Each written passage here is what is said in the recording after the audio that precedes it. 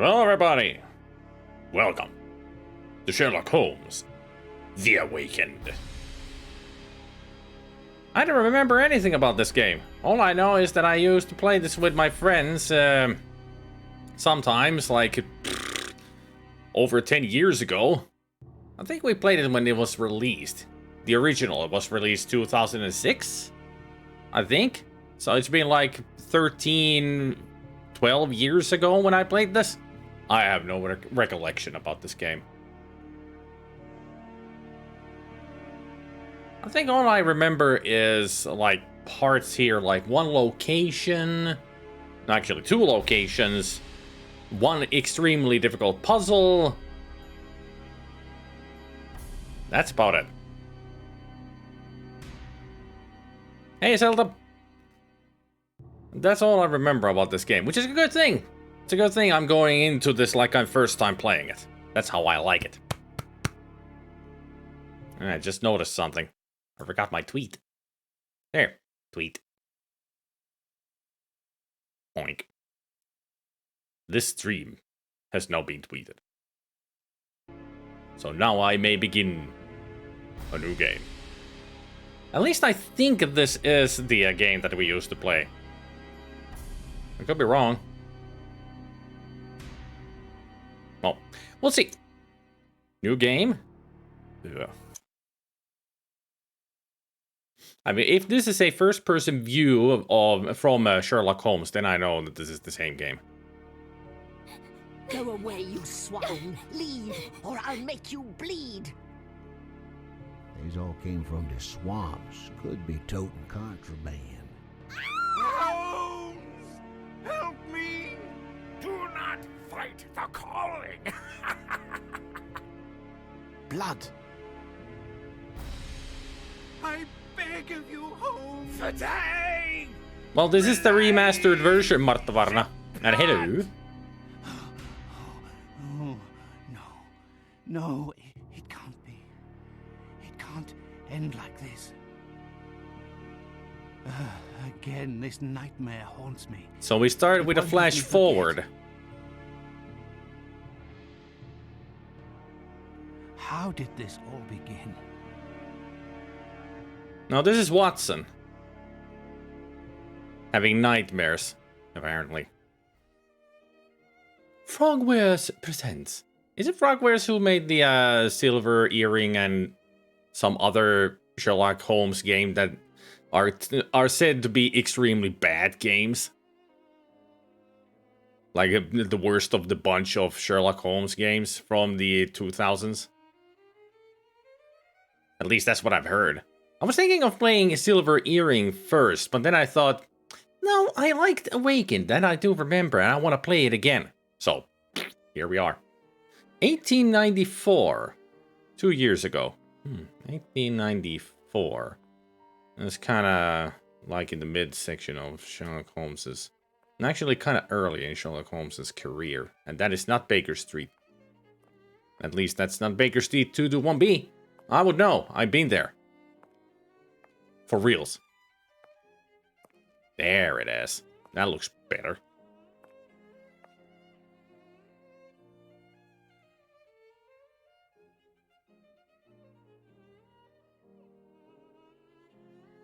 And there he is. Sherlock Holmes. At your service. Good morning, Holmes. Looks like a typical London day. Uh-huh. Fog in the morning, Uh-huh. fog in the afternoon. Uh-huh. Ah, and here's a surprise. Fog in the evening. Quelle surprise. Morning, Watson. Can you imagine? I have been at it since 5 a.m. and I scarcely think my list of patients for the day has even been touched. What is more insufferable, I haven't even had a moment with the morning paper. They say the minister will assuredly... Holmes, whatever is the matter? You haven't heard a word I have said. It is the tedium, my dear Watson.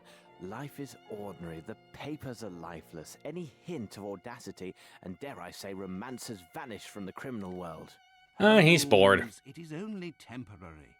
You know perfectly well that sooner or later an exceptional incident will occur in London or thereabout, which cannot rest till the talents of Sherlock Holmes are called into play. Then it will be up to your agile wit to set things right, which should satisfy your constant need for mental gymnastics.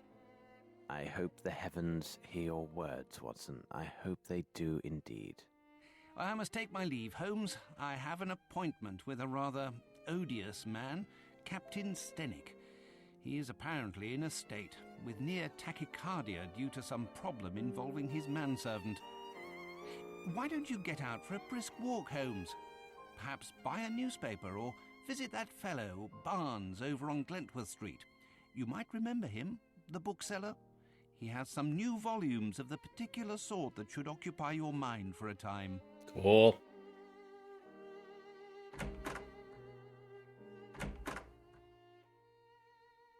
So did he open the door twice? Because then the other sound should have been the door closing, not opening. And that is a very familiar sound effect. I've heard that in Resident Evil, especially, and some many other 2000 era games. Such an overused door opening sound effect.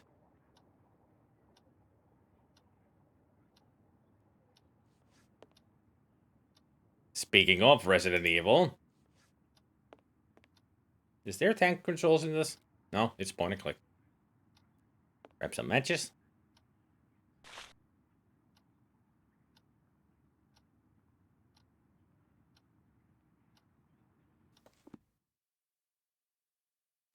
A knife.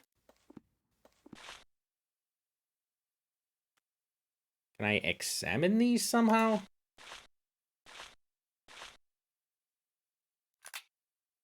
Okay, dialogues, documents, reports, map. Alright. Aha! And it's WASD. Good.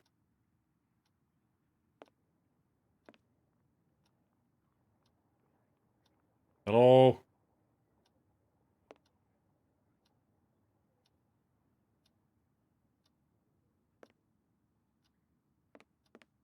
This looks like it's from a game. Probably they're from one of their previous games that they made. For some reason, that reminds me of Mystery of the Druids. Ah, the good old VR. I mean, IR or VR. Hey, Sinlop. There are so many overused and simple sound effects in this game, but it's part of the charm. Well, they use the same sound libraries, you know.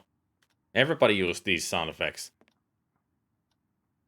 The decor looks even worse than the 70s. It's like the 1880s, except not really. What? The decor looks nice. I mean, nicer than it should be. I mean, this is not a Sherlock Holmes home, if you ask me. I mean, where are the piles of newspapers? Where are the documents spread all over the place? I guess she tidied up the place before this game started.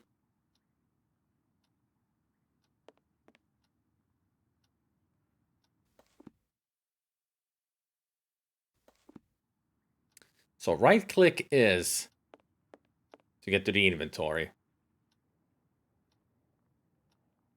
Is that all you ate, Watson? You just took like 3 bites out of your food and left. I thought Sherlock Holmes was a slob. Oh, I cannot wait until we get to this part. This is where that one puzzle comes in, that is impossible to get through. Can't wait for it. We're gonna be racking our brains trying to solve that. There were 3 of us trying to solve this, and it took us forever. It is exactly that. It will be a science puzzle. It's like, why?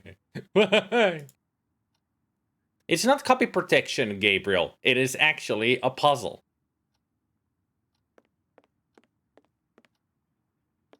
It's just we're gonna go, yeah, science.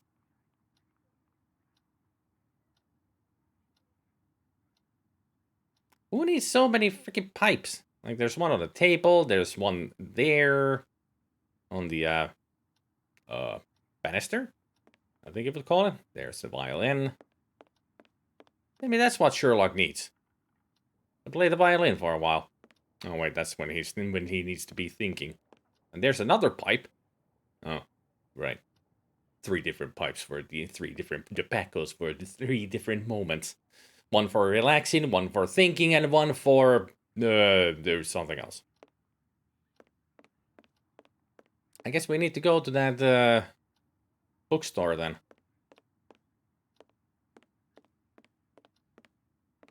Can't open this. Hey, Mogats!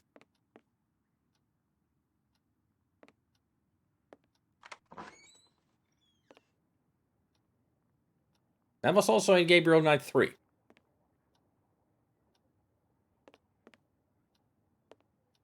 I mean, if you played any games from the late 90s to, let's say, had to the early 2010s, this especially is a very familiar sound effect to you. You hear it in all of the games.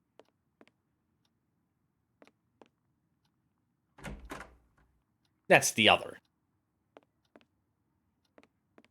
I mean, this is one. Those you hear everywhere. I mean, that was used in the early 90s with well, like I said, mid-90s with Resident Evil games. That's the door sound effect for those games when you open a door.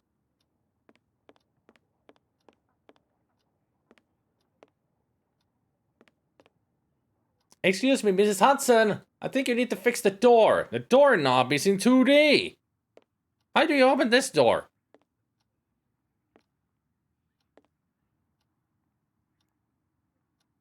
Oh, I hate doors where the doorknob is in the middle of the door. It doesn't make any damn sense. The Strand! The Strand! By the Strand! Princess attacked. Now there's a good lad. Strand! Strand! By the Strand! So, my young friend, what is the news? Nothing of interest for the great detective, sir. Those old stuffed shirts ate up half of London at their big scientifical to-do, and some Scandinavia princess is driving the locals wild with curiosity. Scandinavia? A Scandinavian royal is in London? If you and the lads can look sharp and find out more about her visit, there will be some coin for your pockets. Righto, Mr. Holmes. If there's aught to be found, the irregulars will have it. I'll send the words out to the lads. I think the same voice actor for Sherlock Holmes was in the other It is games as well. necessary to keep my informants in fighting form. I mean, the Silver Earring and the game before that, and also the one later game that Frogwares made. Same voice actor, I'm sure of it. I hate that so much. I've encountered the middle of the doorknobs in Mexico, and it bothers me to no end. It's so weird, because it's in the middle of the door. It's like, this is not the efficient way of opening doors. It should be on the opposite of the freaking hinges. That's the way to open the goddamn door. Not in the middle, because it feels weird when you open it. It's like, this door's gonna fall on me. I think it's a European thing, Gabriel. I mean, you just saw it in the UK here.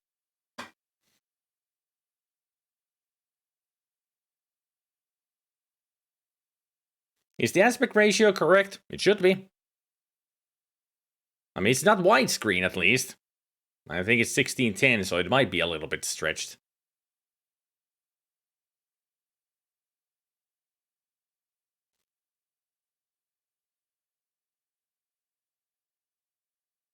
This Holmes might be convincing if it were Jeremy Brett, but we understand it would have cost a fortune, yeah?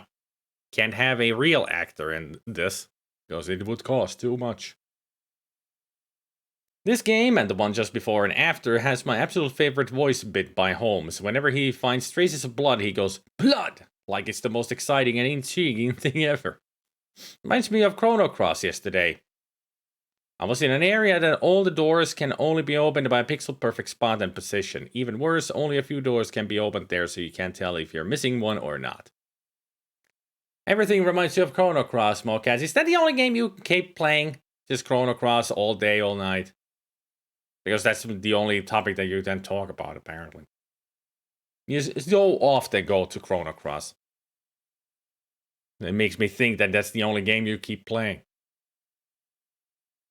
Celestial Phenomenon. Yesterday at the Academy of Science, a sumptuous dinner was held for distinguished members of the British scientific community. The central figure of the festivity was astronomer D. Sullivan. This brilliant scientist shocked the world, their colleagues, and even continental rivals with his discovery of an upcoming rare celestial alignment of 7 stars. Sullivan has calculated this event will occur in December, sometime within the next few weeks. This unique conjunction, as it is called in astronomical terms, will be barely visible to the human eye. Detailed observation will require special optical equipment which only the Academy has in its possession. Even with this equipment, Professor Sullivan noted that conditions must favor a proper viewing of the stars.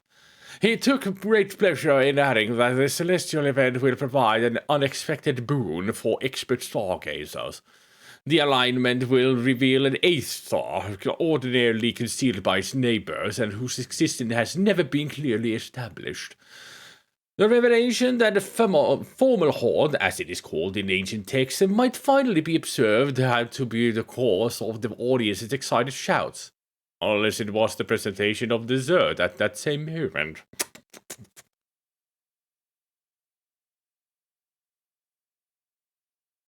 That's okay, Morcas. You can talk about it. It just feels weird sometimes. But if it has, actual observation to a situation that is happening in the game that I'm playing, then it's fine.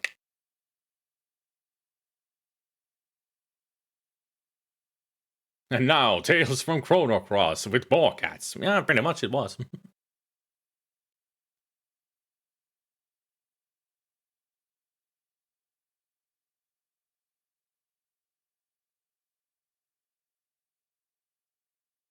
I think you got the English aristocratic snootiness way more than is convincing. It is a British newspaper. It needs to be read in a British accent. Strange disappearance. The recent visit of the Swedish Princess Ildor will be remembered as yet another unfortunate event in a series of mishaps related to the scandal-plagued princess. We can only hope that relations between our countries will survive the strain. Among the worst of the incident was the extraordinary affair with the chocolate auk that, which readers may recall, led to the dismissal of the Minister of Foreign Affairs. The British diplomatic corps has been further embarrassed by the recent mysterious disappearance of the Scandinavian princess's personal bodyguard. This member of her inner circle visited our fair city during his spare time and never returned from his late-night promenade. The police have the greatest confidence that their inquiry will be successful, as the missing man is a striking representative of the Scandinavian race and should have been noted during his visits with the fair nightingales at the Gentlemen's Club about the town and Covent Gardens. Deceased. It is with great sadness that the Northern Lighthouse Board announces the loss of their faithful employee Matthias Fernston due to an unfortunate accident. Mr. Fernston had been the security guard of the lighthouse for the last 23 years, and his demise came as a shock to all those who knew him.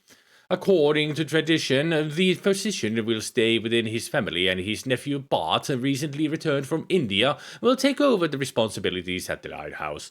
We bid farewell to Matthias, extend sympathies to his family, and wish all the best to young Bart. Hey, Specky. Spider just needs to wear a monocle to complete the snootiness effect. Strange fish. The day before yesterday, the bargeman notified the river watch about a strange jellyfish floating in the Thames. That actually hurts my eye because it's only one lens. Ow.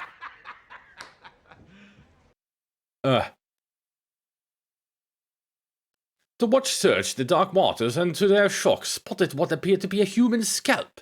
Upon closer inspection, it proved to be a wig re-dyed in a bright red. According to a label embroidered on the wig's scalp cap, it was the property of a well-known local theatrical company. Unfortunately, the company is said to have fallen into a sad state. Its reputation is rapidly dwindling, and its actors allegedly have taken to alcoholic beverages. Let's laugh a bit. A man enters a butcher shop. The proprietor, a man of declining years, is cutting away at a joint of beef. The customer is stunned to realize that the butcher is missing several fingers on his left hand. The butcher, seeing the shocked look of his customer, says in a shaky voice, "Say look, I tell you, I always put a bit of myself into the work, but with age, I'm a lot less handy."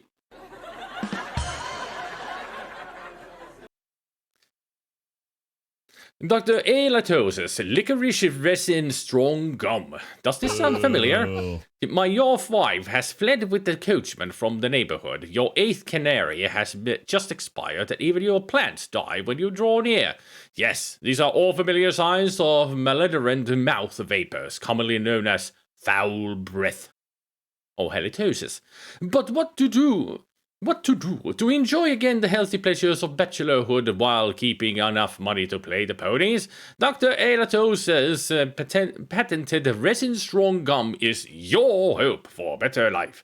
Based on a secret formulation of licorice, molasses, and resin delicately extracted from Japanese furs, Lavicopetus enterotex. This natural gum settles on the teeth, keeping the mouth neatly closed, filtering the breath, and giving it a nice aroma. Stop those rude snickers. You'll have a smart smile thanks to Resin Strong. 1 shilling for 3 boxes. Resin Strong. Find your smile. Is it a good smile?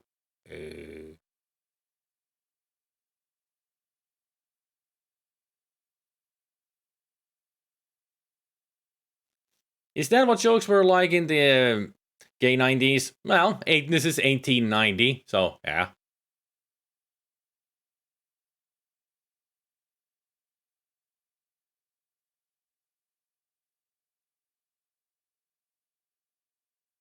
I've gotten nothing from all of this, but I know the game well enough to know what's going to happen, what's going to be happening.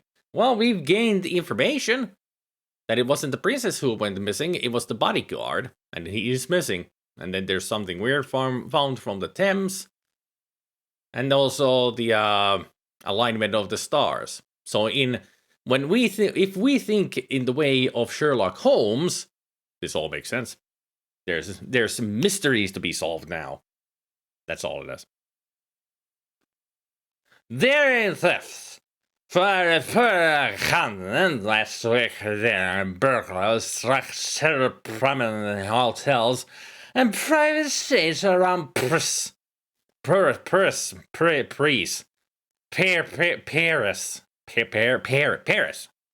The identity of the victims, as well as nature's is closely guarded secret by local arteries. However, it is common knowledge that victims were mainly elite registry, and the value of the stolen articles is said to be staggered. A servant to one of those hardest hit, whose name we shall not mention, let's slip rather curious details about the robbers. It seems the thief left a mysterious calling card inscribed only with the initials L in place of the pearl gems. This is one cheeky prick, I'm sure. The Paris authorities are not releasing any additional details, though we will pursue our own sources to get facts on this murder crimes. To be continued.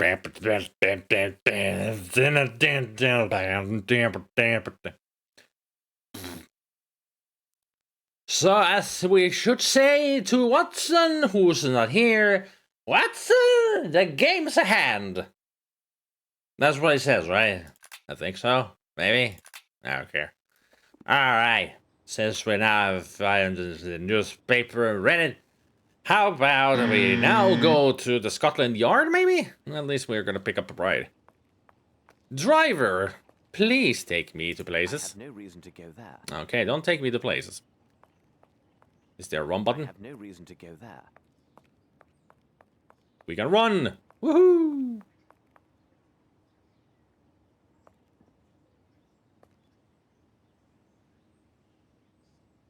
Ah. I can change the third person view. Just by pressing control.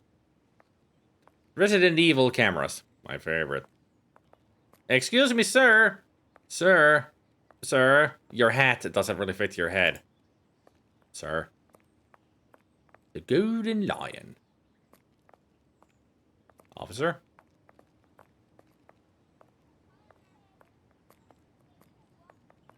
Excuse me, excuse me, excuse me, excuse me. Nope, not going in there again, apparently. What is it with the ill-fitted hats? Golden Lion, food all day, good selection of wines. Ah, it's a restaurant.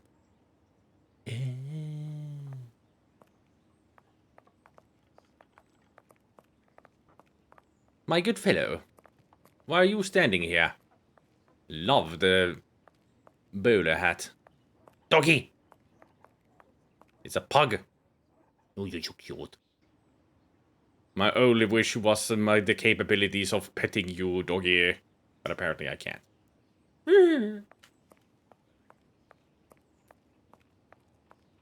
It is 8:13 a.m. Apparently. Ah. Do you sell the hats, or are you going on a trip? Business closing. The usual flower girl. Wait a minute, you look exactly like that woman. Ah! Jeez. My respects, Miss Fleming. Good day, Mr. Holmes. Miss Fleming, then? Alright. Ah, Barnes bookseller. Ring-a-ding-ding. Good morning, Mr. Holmes. How are you? I have some new novels that should interest you. A nice illustrated volume on fish and a collection of legends on piracy. They must be here somewhere. Not a good show, old boy. Toodle pip and all that. Wasn't it?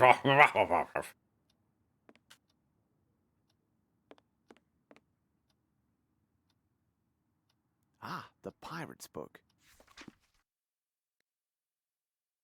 Who pretended to be the lover of his brother-in-law, and we now close this chapter on the cruise of famous pirates with the most terrible of the London-dreaded Sharks of McGrinty. Never before has one band of seafaring men had as many abominable and bloody crimes to their foul credit as McGrinty and his sharks. To fully list their atrocities will likely require a dozen dedicated volumes. McGrinty himself is regarded by experts as a psychopath and deviant in spite of his indisputable seafaring skills and qualities as a leader. His refusal to give any quarter to those who surrendered is well documented, particularly his preference for dispatching the unfortunate survivors by either slicing them to ribbons or performing slow evisceration. There is also his well-known unnatural attraction to dead men of the cloth, which is supported by numerous witness statements. Clearly a man of profane appetites and disregard for all humanity. In recent years, his depraved reputation has faded from public awareness, and younger generations know McGrinty primarily from the romantic tales of his infamous lost treasure. And the interest is well based, as McGrinty's treasure cache is estimated by the Royal Navy registers as one of the richest of its kind. Gold, precious stones, jewelry, works of art are but some of the richest and taken from vanquished ships by this pirate lord and his crew. The biggest mystery is the whereabouts of this fabled booty. No trace of it has surfaced in these long years, nary a gold coin or scrap of cloth. History tells us very little about the fate of both the treasure and the sinister captain and his crew. There is one report that hints at the hiding place of the McGrinty's lost riches, though it is of a dubious quality. On November 1801, near the west coast of Scotland, the crew of the fishing boat witnessed the battle between a pirate horde and another ship. McGrinty was the victor and boarded the vanquished ship, which was laden with rum and molasses from the new continent. And fishermen then observed the pirate sailing back into coastal waters.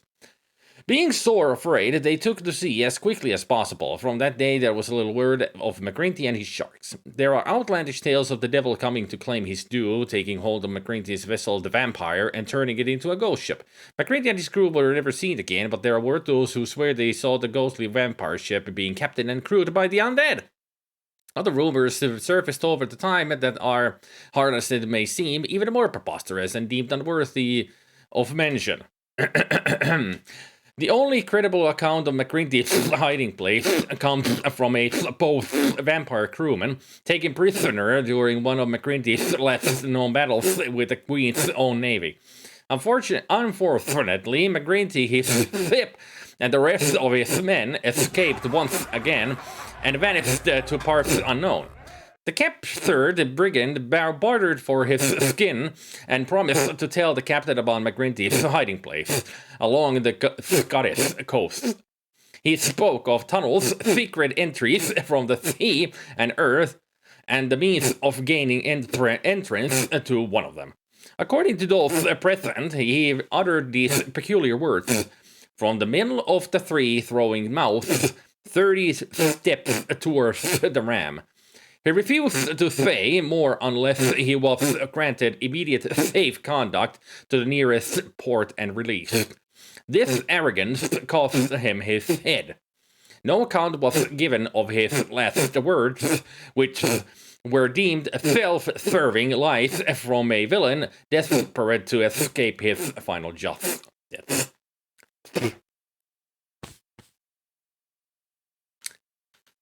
So, from the middle of the three throwing mouths, 30 steps towards the ram.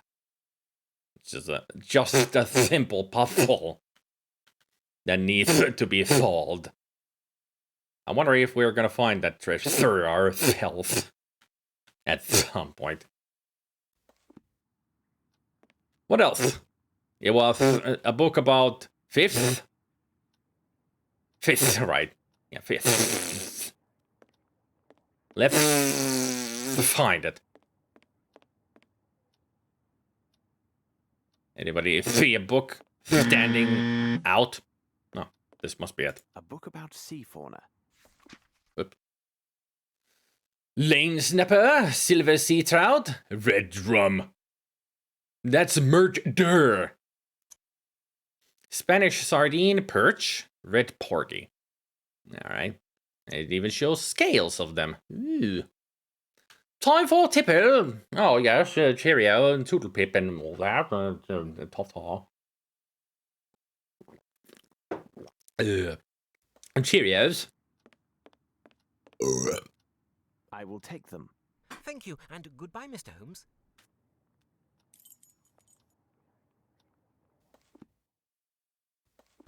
Me wonders if there is something else around here. Universe.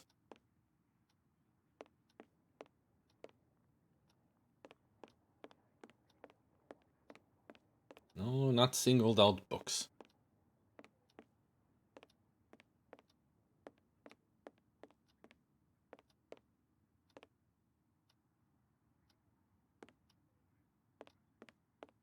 Those flowers need watering.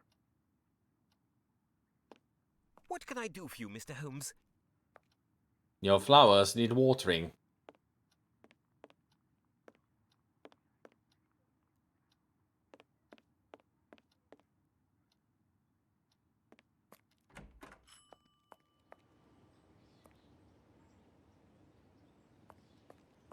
What about this place is? So well decorated. Oh yeah, she's in front of the front door, but no signs. Who knows what that is? Could be a gentleman's club. Just doesn't want to advertise them.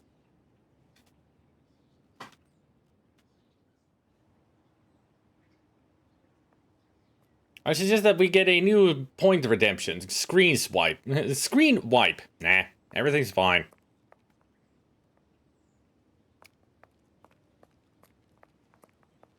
Doggy! Hello there, doggy. Having a good time. That is one calm dog. You would think that it would be trying to chase those pigeons. Not to mention, the pigeons are really calm too. Not scared of anybody. It's almost as if they're locked in animation. Holmes! Here! Ah, Watson. What's his face?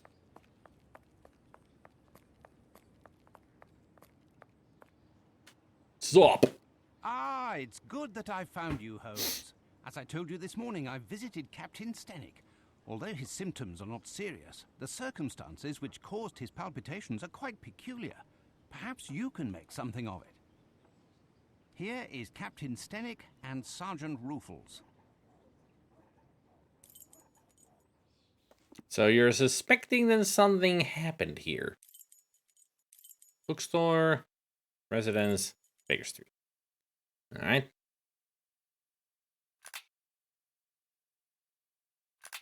Strategy guide. First day on Baker Street. Captain Stenwick's house. 3 out of 4. What?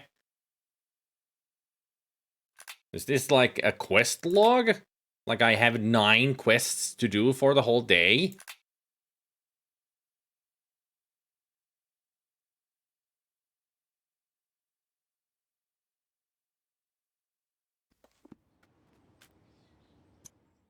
Ah. Save the game. Yes.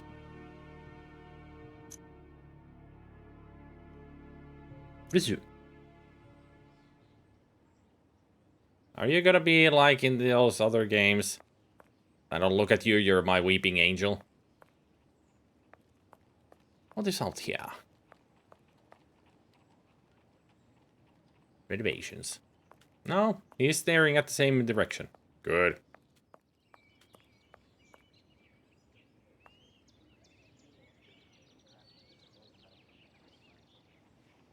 Captain, I understand from Watson you are quite upset.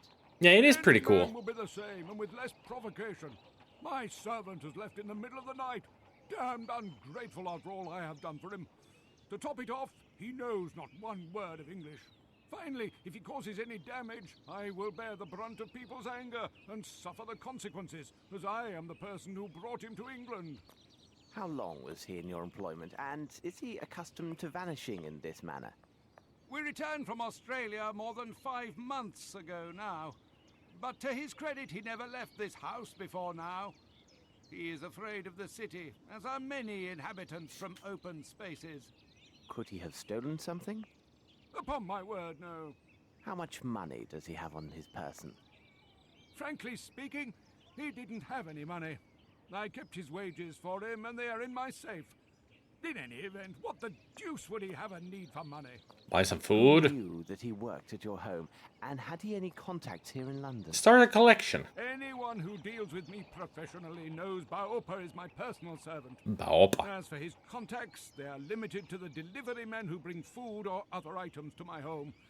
What reason could he have to see anyone other than myself? Could have been a stranger around your estate. Ever thought of that? That Baopa might be dead? Stockop snooty bastard. That's what he is.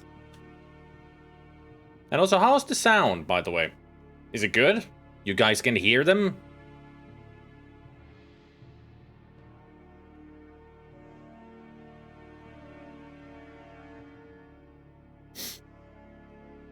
Then you can hear them and talking nicely. No need to boost up the volume by any.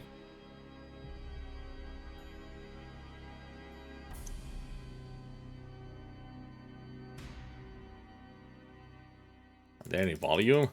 Ah, master volume. Yeep. Voice volume. Yeep. Music. Yeep. Effects. Yeah, that should do it. I'll just up them because I saw they were at 100%.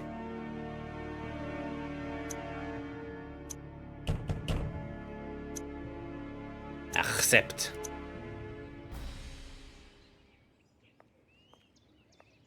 Now then, Sergeant, what is it about, and what elements of the crime do you have documented? Much better. Referring to the official report, the following particulars were taken down. A young Maori responding to the name Baopa was reported missing by his employer, Mr. Stenick. No one in the surrounding area saw or heard anything relevant to this incident. In truth, we rarely concern ourselves with cases such as this, but the lad speaks not a single word of English, and according to his employer, has considerable strength. Considering the wild customs of his native land, who knows what damage he could cause? You must know, Mr. Holmes, there have been a few similar cases reported recently. The facts are much the same. Immigrants from the poor districts have been reported missing by their families. And now there's also We Scandinavian. expect that some low-class brothel has opened its doors to the local exotics, and Mr. Holmes, you can imagine how word will spread. Mark my words, with his unique looks and speech, we'll find this boy in no time. I imagine he'll have nothing worse to show than empty pockets and a delighted air. That is a possibility, to be sure. However, I would be most grateful if you could ask your superiors to send me the reports about those similar cases. I rely on you, Ruffles. Watson, continue your search here. I must follow another lead.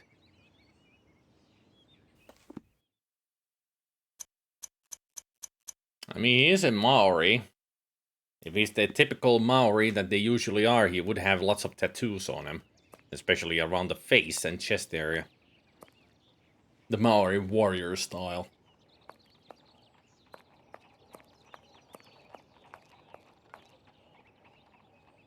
So he would be extremely unique looking. So I wonder why nobody has already found him. Which comes to my conclusion, he is either kidnapped and hidden extremely well somewhere in a dungeon, or he's dead and dropped into the Thames or something. Now we just gotta look for clues.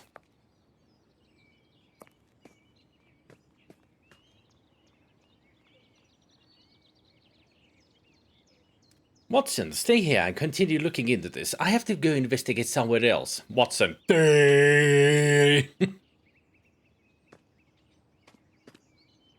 Okay. Well, I think I found something. What a peculiar drawing. It's a volcano. In the shack where the young Maori Baobab was living, there's a drawing on the soil in Maori style. It depicts what appears to be the silhouette of a man running from a huge wave filled with vague forms that resemble flying fish. Oh, there's the humans.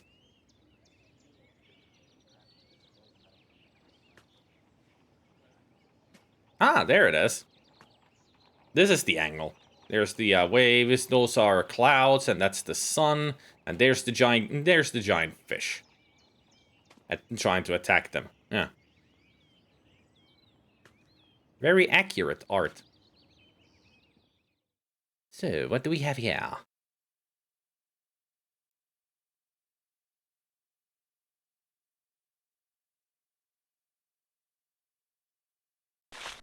This appears to contain some measure of opium. I shall analyze it at Baker Street. Hooray! We get to do science!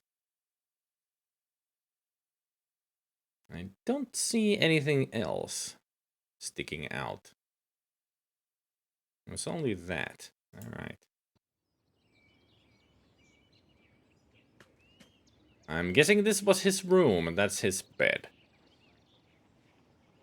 At least he has a window.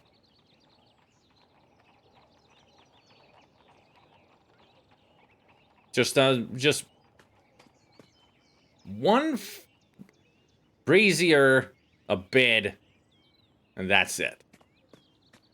You really did take care of your freaking servant, didn't you? I'm not sure, but I think there might be some footprints around here.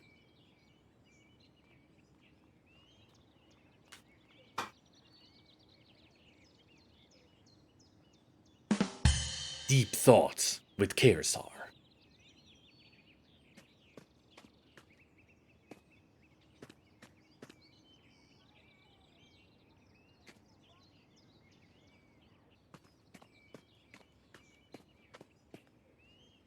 Footsteps. Let's see.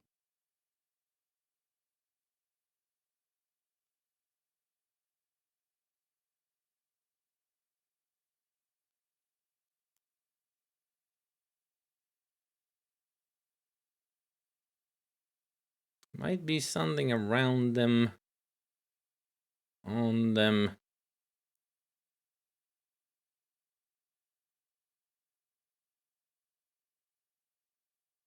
Any cigarette butts or ash?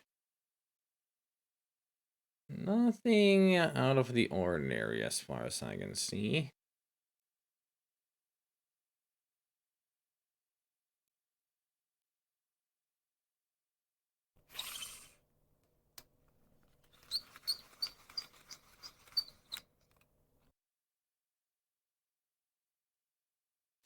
Oh, this I hated. You have to be so precise. Like pixel perfect measurement. I hated this. The size is undoubtedly 7. The shoes are also hard-soled. In Mr. Stenwick's garden, I noticed some footsteps leading away from the wall and towards the shack door. They were a size 7. The size's connection with the depth of the impression near the wall suggests a heavy or large man.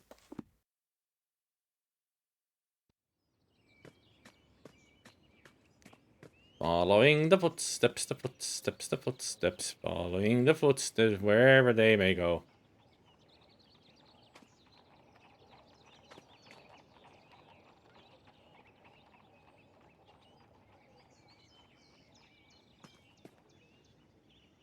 Footsteps. Let's see. Let's see, indeed.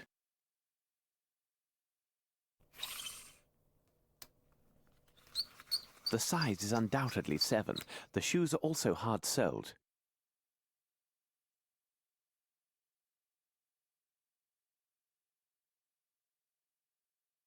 The right shoe is missing a nail. In Mr. Stenwick's garden, I observed traces of footsteps leading from the wall around the house to the entrance of a nearby shack. There was additional evidence of a heavy object, consistent with being a man, landing on the ground near the wall from the wall. Inference is that the man is of a certain weight. The footsteps were consistent with a size 7 fully soled shoe. A nail is missing in the sole of the right shoe.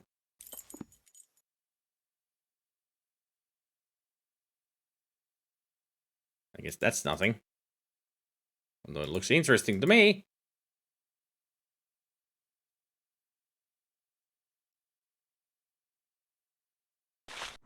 How strange. This appears to be a fish scale. Ah, I shall have to examine this more thoroughly under the microscope.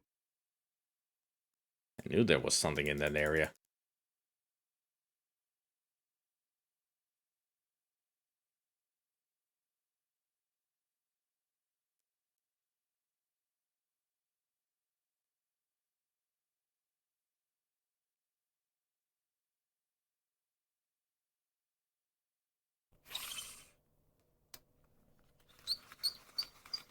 The size is undoubtedly 7. The size is undoubtedly 7.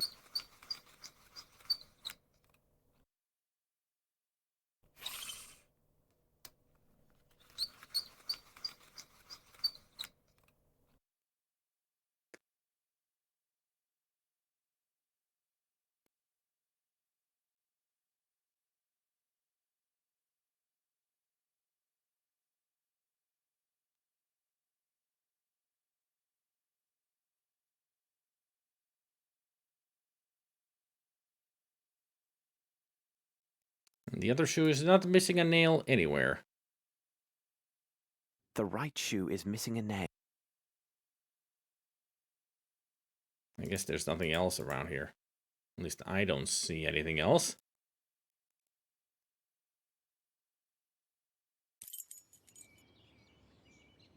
Yes, there is something here. And those are very bent. Yes, there is something here. We need to get to the other side, I think.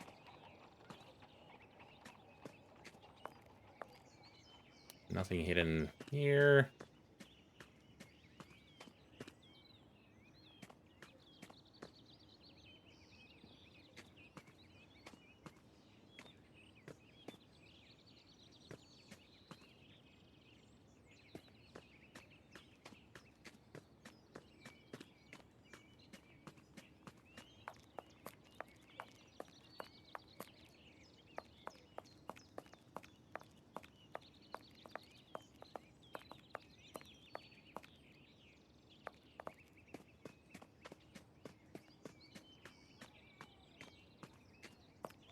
Let's see what we can find about this fence.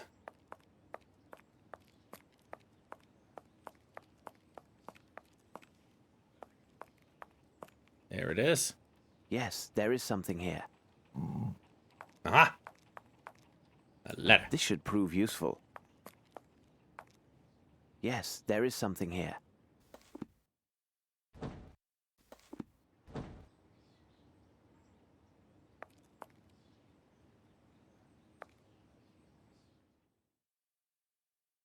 Aha. In Mr. Stenwick's garden, on top of the wall, I found some plant fibers. Fibers? Why are they here?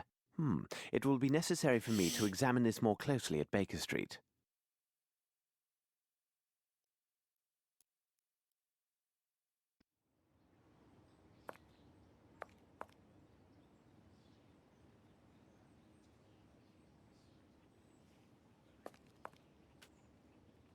Size 7.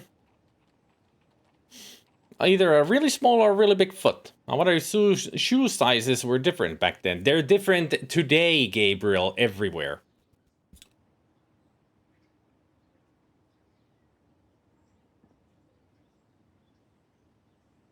US shoe sizes are slightly smaller than UK's shoe size.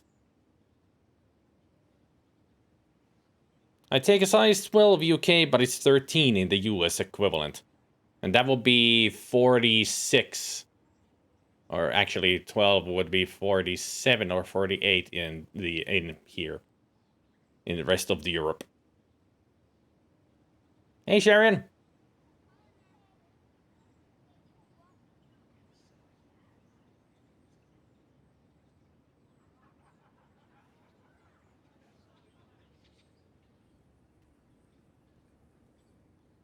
Hey, Pon Pox.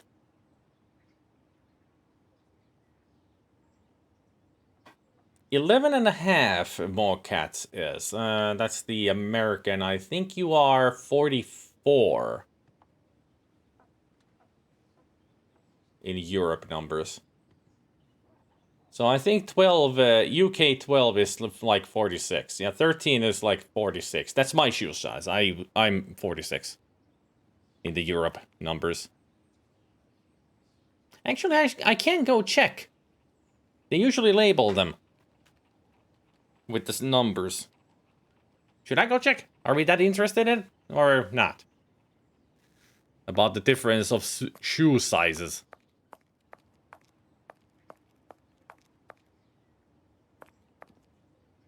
Probably not.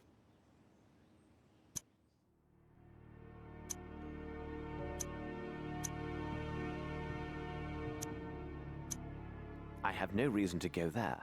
Well, not yet. And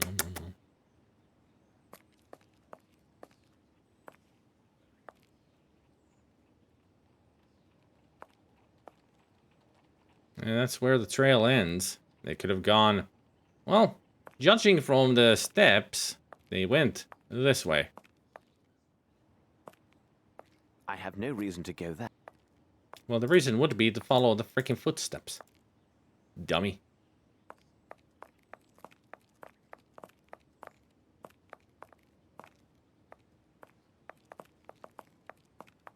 Back to Baker Street we go. I don't have enough information. I should return and investigate further. Alright. So I missed out on something.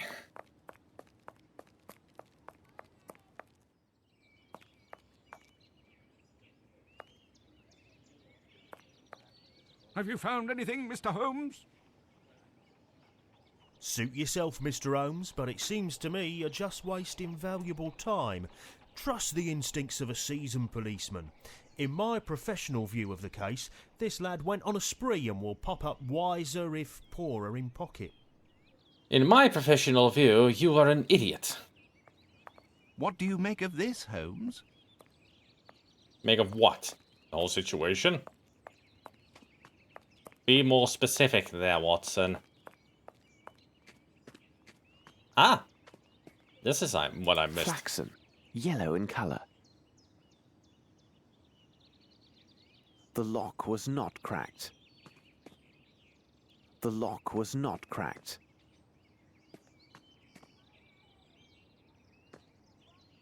Well, there are cracks in the whole place, apparently.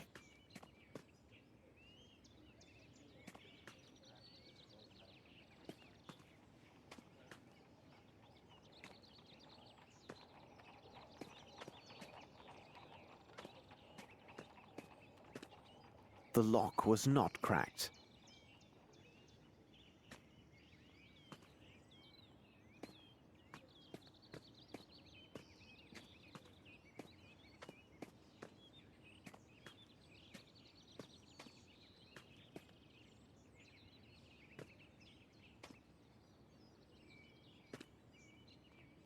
don't need to look at those anymore.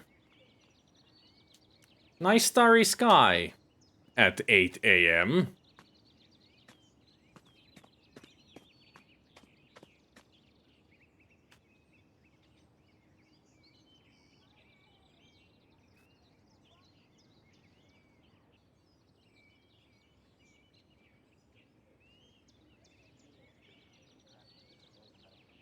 So 12 is 45. Okay.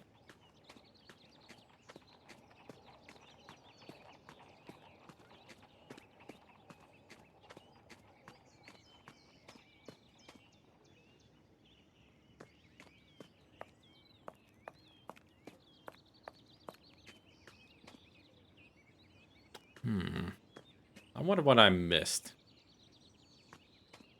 If anything. I mean, I'm sure now I have collected all the evidence and clues. Let's try to go back to Baker Street. Come, Watson, we must return to Baker Street. Okay. What do you make of this, Mr. Holmes?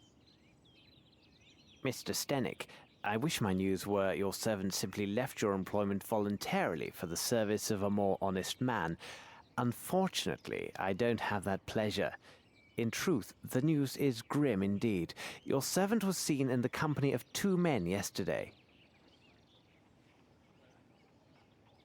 One of the 2 is a man of moderate size, very robust, and a mature age. His profession, which will be the key element in our investigation of this affair, will be determined by me within few hours. The other is a young Hindi who is tall and only recently arrived in England. There is a darker side to these events. Your man was not with them by choice. Rather, the evidence shows he was kidnapped. At this moment, the reasons behind this villainous act are unknown, but rest assured, the truth will not elude me for long. Gentlemen, I wish you a good day.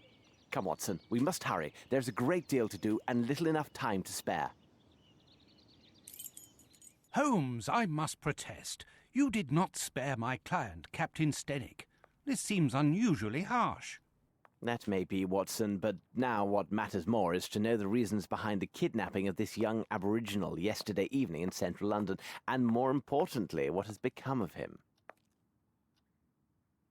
I must concentrate on a small experiment I will run to test my theories. Please go to the poor Lovelorn Barnes and ask him if he has something on the Maori nation and its traditions. Also, if you should happen to see the newsboy outside, find out what he knows, and if it has value, give him a coin. And for God's sake, don't be a miser, Watson. A miser? You cost me one of my patients, and you question my level of generosity with your informers? Oh, really, Holmes, sometimes you go too far. I mean, you're talking to Sherlock Holmes, the man well known for his sympathy and empathy. Oh wait, he doesn't understand human nature.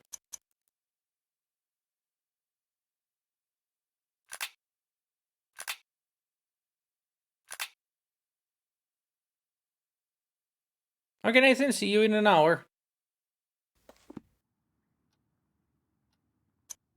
Now it's time for science!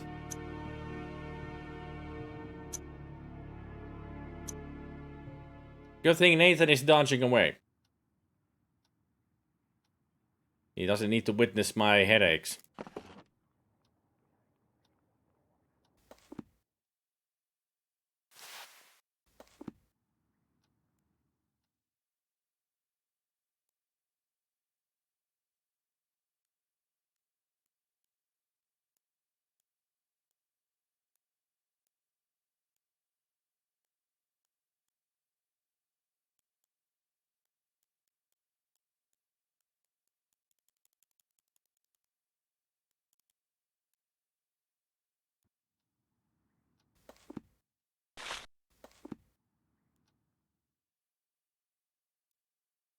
According to this monograph, the fish scale appears to be from a perch, a saltwater fish with high commercial and culinary value.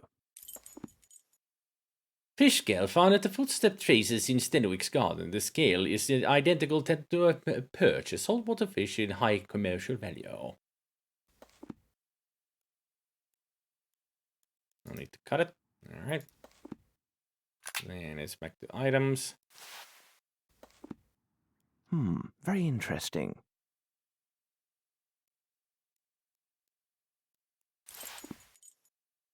Piece of cloth found at Stenwick's on the door lintel of the young Mary's room.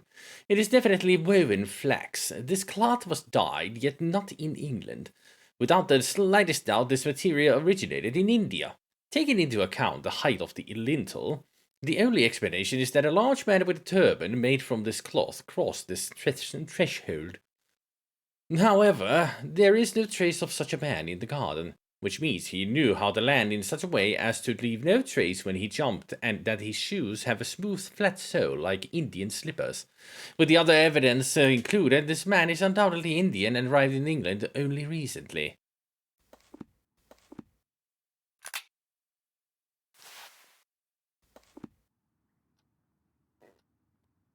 Beep, beep, beep.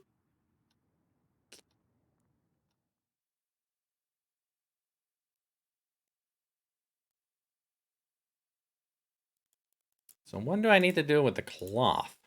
This other cloth.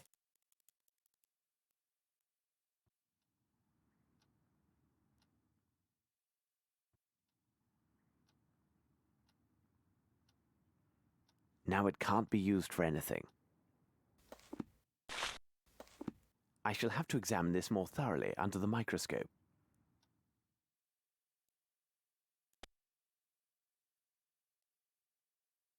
The meatball ignited but failed to burn completely.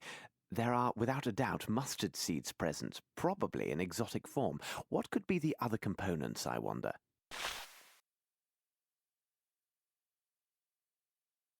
Okay, Kirsar, see you later.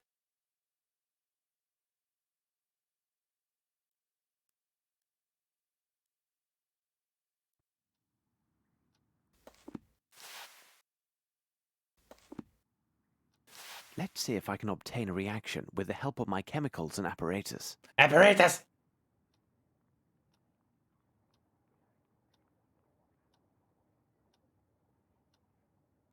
Let's see, what do we have here? Sodium, water, acid, and spinach?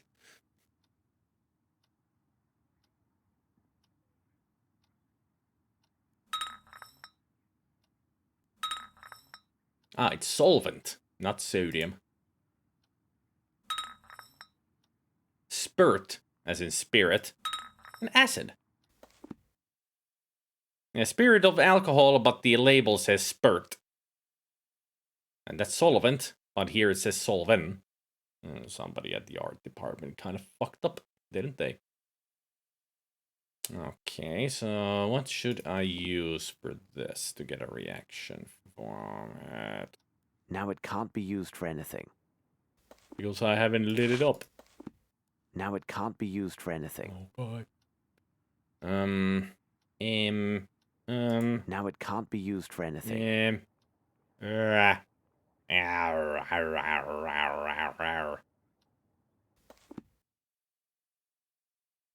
How about some... I don't see a T there at all, but it could be on the side. Just out. But there is no I in this, so that is just spirt. So we use weight, solvent, spirt, or acid. And we try the solvent. My analysis is not finished.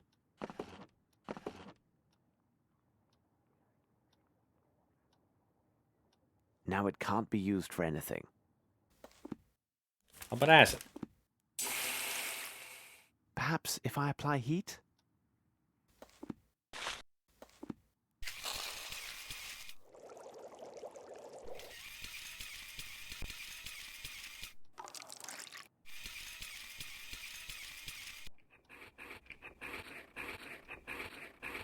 Certainly is an apparatus.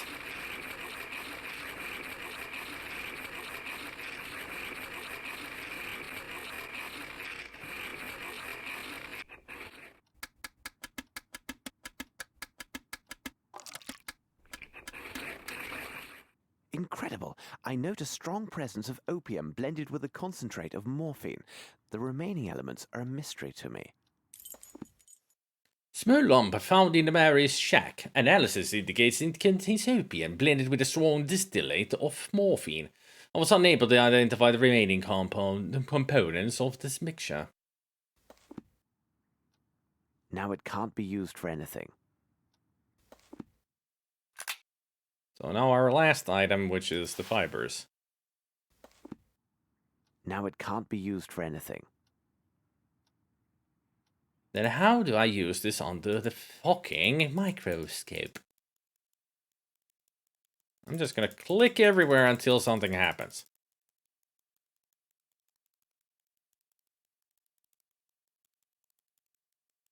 If nothing happens, I'll take the tweezers. Okay. Tweezers? These rope fibers are clearly hemp. Now, about the origin of these stains.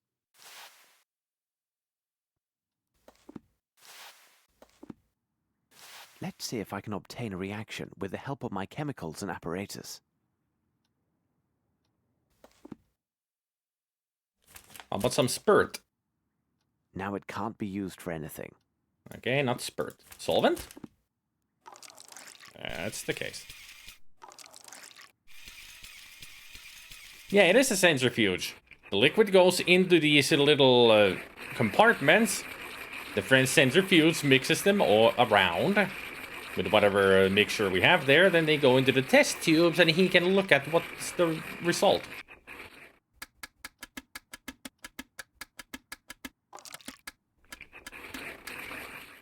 This is evidently coal soot mixed with water, and given the absence of any salt particulates, it must be fresh water. Fibers found on the wall in Stenwick's garden, identified as hemp, likely from rope. They were stained with traces of a black substance, undoubtedly coal soot, mixed with water. The water is fresh, as I found no presence of saline.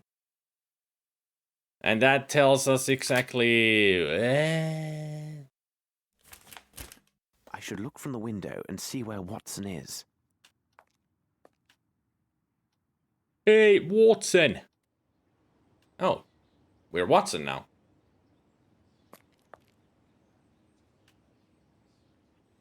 There's a good lad. How does it go?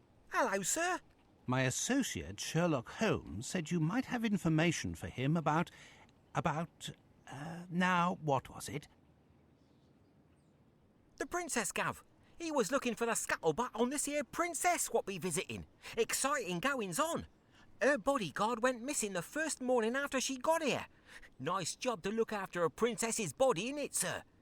They say he went out on the town having a go with the ladies, if you get my meaning. In it. Like as not, he was trapped by some gang of toughs. Otherwise, who'd get the best of him? A proper giant he was by all accounts. Do I get me coins then, sir? Oh, thank you, sir. Obliged, I'm sure.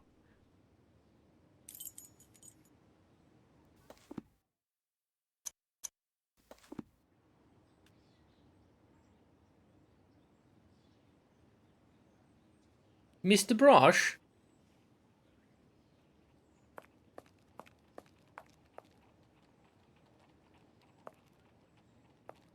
Ah, there he is. Still at the chemistry lab. Even though he was looking down here to look what Watson was doing.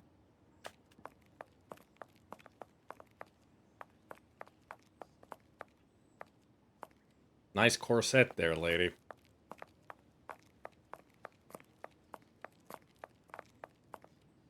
Ah, Miss Fleming is away.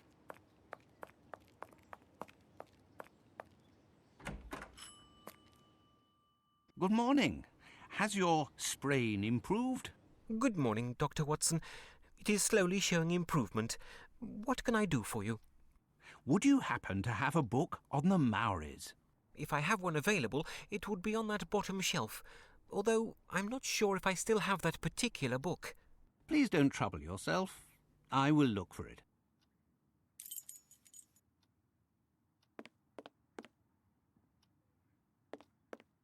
And magically, another book has appeared. People at the Earth's End. It is important to realize that the Maoris create peculiar pictorial writings in the soil in order to express much more than simple artistic emotions. First, one must recognize that dreams are the center of the Maoris' spiritual basis. According to ancient tribal dogma, all men live in a vast universal dream world, and our individual dreams represent our communion with invisible sacred spirits, which are all around us. When a Maori has a particularly notable dream with prophetic or moral value, he draws important moments of his dream in a symbolic fashion on the soil. The drawing is interpreted by the tribal shaman, who can order a radical change in tribal life depending on what the dream tells him about the future. This behavior may seem incredible to those born in the civilized world. We require substantial fact and cogitation, sometimes too much, before changing important aspects of our lives. But our scientific observations over the last 10 years reveal several interesting things. First and foremost, not all Maori dreams do inspire these drawings. Secondly, when drawings are made, few are found to have true symbolic meaning of events that will affect tribal life. Thus, these prophetic occurrences are quite rare. Furthermore, as mentioned earlier, in these wild and inhospitable lands, the interpretation of a dream as prophesying great change is unlikely to be a great shock, as nature does little half-heartedly in such places. The shaman is going to understand that if a particular spirit comes to send a message to his people via a dream, it is a matter of their very survival. Thus, we arrived at the following conclusion. Has not our sophisticated Western world dampened these primitive people's senses in ourselves, deeming them, wrongly in my opinion, lowly and unworthy? For can we, with all our scientific tools and superior knowledge, foresee the many disasters that hail down on us with the same reliability?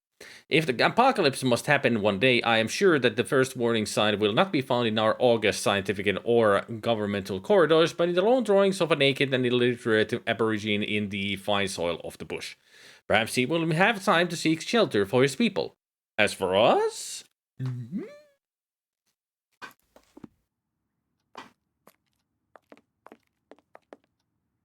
Good day.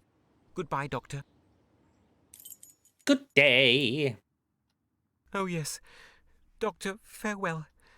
Love is cruel indeed. Well, Sherlock did say that he's lovelorn. Now we know.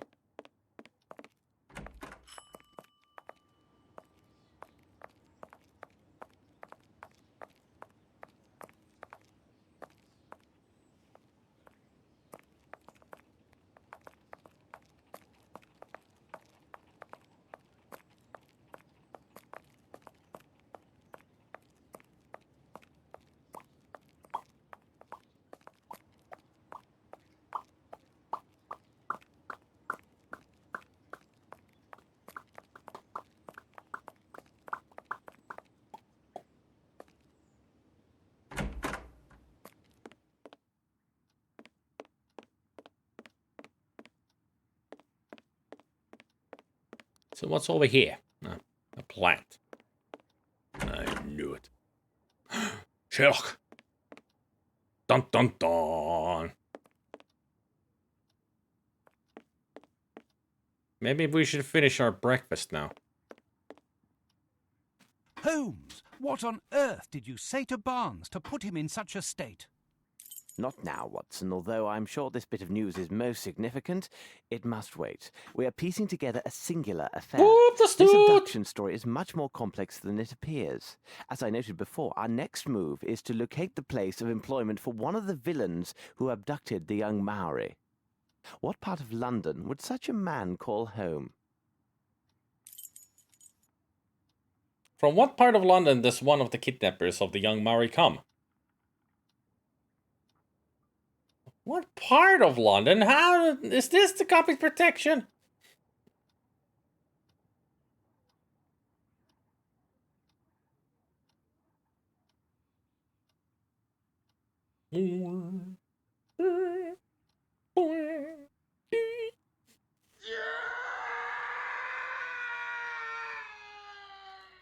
I don't know any parts of London.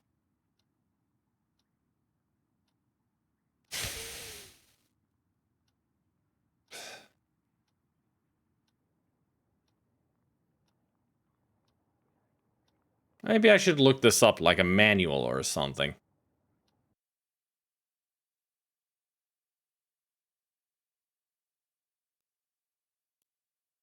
Hang on a mo.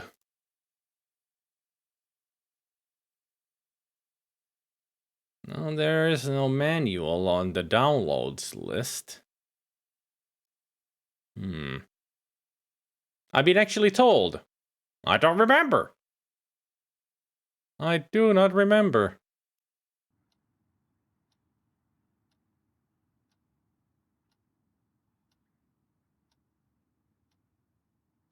Somehow that escaped me, that fact.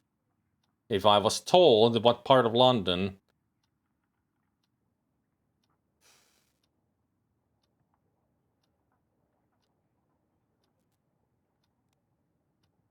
Who was it then that told us then?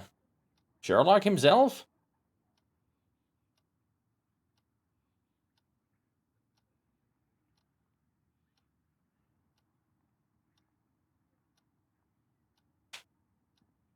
Not a district or borough name, it's just a part of like a harbor or something like that.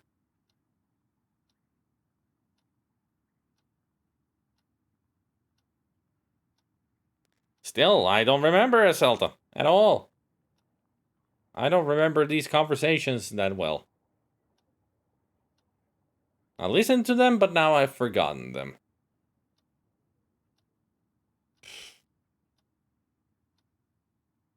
Yes, because I have no answer.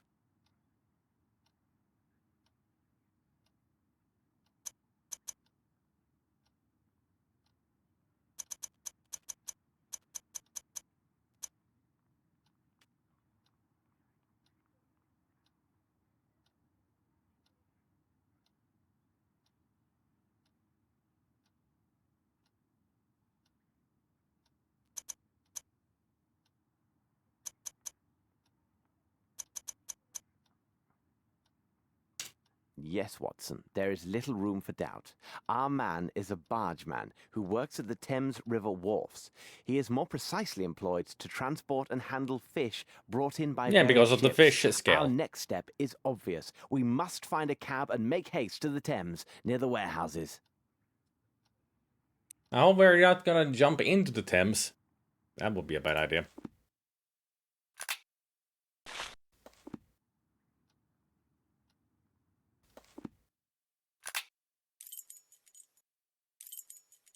Wharf number 13.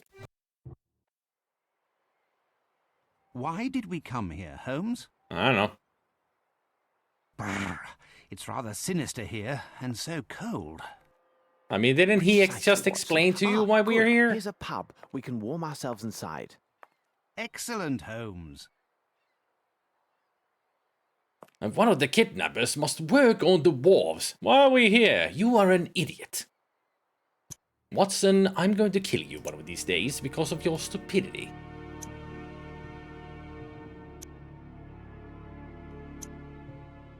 Why don't you speak with a heavier accent, please, next time? All right, Holmes, now why are we here? Yeah, that's much better. It really shows your idiocy. It smells like fish out here. I wonder why. Yeah, I wondered too. That's why I asked. Oh, ugh. Just stay quiet and stay behind me. We're going into the pub. All right, yeah, let's get some beers. Why do I even bother?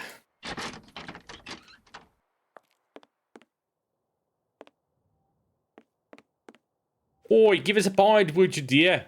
Dear? Sorry, I'm a little drunk already. I can smell it from you. Sailor's Pub, the Cursed Mermaid. Not the vampire, huh? Is that a bearded lady picture? Because they look like they have a beard. Some 1890s modern art. A dapper toad. I don't think it... Was Wuthering Heights written already? I mean, that might be a reference to Mr. Toad. Lots of knots. Those are just knots that you can learn to make with that. Watson, get out of my way. They sure have the nautical theme down here. I'm glad that you're not a singing fish. England! What do we have here? Lots of different clubs. Good day to you, sir. 1847. Could you serve 2 of your best pints and some information, if you please? Don't remember Wuthering Heights is My that pleasure, old. sir. What can I do for you? My friend and I are looking for a man who works one of the fishing boats at the docks. The name of the ship escapes me, but I do know for certain fact it has a coal-fed boiler. In truth, there are dozens of such boats that lay anchor here every day. What can you tell me about the look of him? Only that he is a robust man, about this size, wearing iron soles. Little help there. You've just described half of my customers. I have nothing for you. Nice Here cricket now, mallet. look for a man called Harper. He lives in a house not far from here, after the bridge near the warehouses. You can't go wrong finding his place. It has a large anchor painted on it. Either way, I am in your debt. Please tell me, for curiosity's sake, what troubles your friend? He's been waiting ever so long for a new wooden hand. Ew. It was to be here yesterday, but still no sign of it. He is quite low and has taken to the drink. The devil, last night a nasty flea woke me, and me with only the hook on me scratching hand. And to add to me worries, imagine last summer I had worms. Worms? Yes, Graham says what it was. A sudden attack in the middle of the night, again with only the one hand, and that blasted hook on the other. Hit me misery. I used the wrong hand. Lord, I was unable to so much as sit for 3 weeks. Ouch. Well, gentlemen, again, thank you. Have a nice day.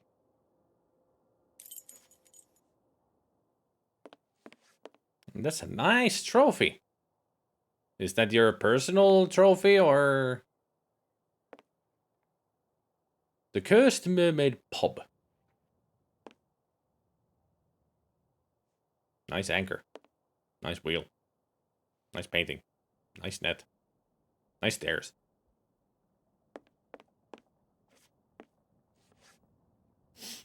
It took me some time to work out that he came from the wharf the first time, but then it took me even longer to figure out that the game doesn't accept the wharf. Silly game. Aw. Anybody in this booth? I'm sorry, gentlemen. This is private property. There's no entry here.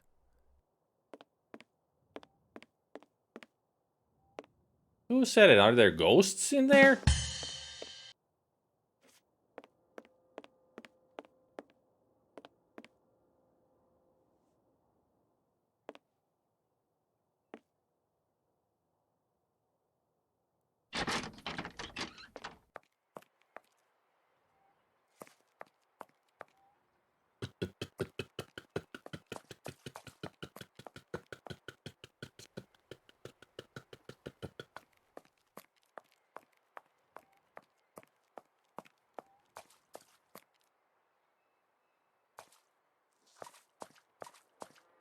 Whee!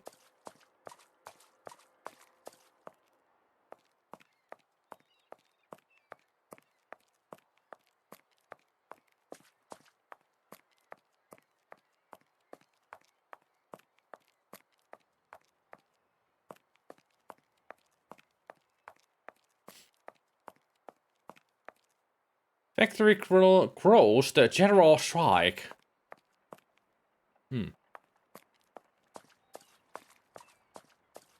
Customs.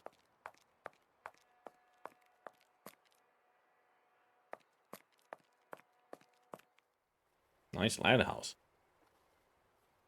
Nice Watson.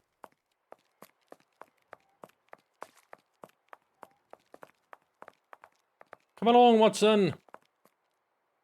Oh, he teleported. So you are a weeping angel. Fresh fish from sea. Factory number 9. British Food Company.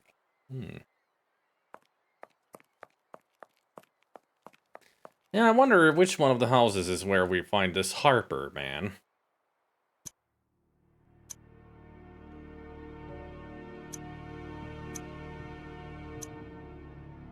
Anybody notice how much this game is lacking in music, by the way? This is the only music we've heard so far. I mean, no ambiance music anywhere.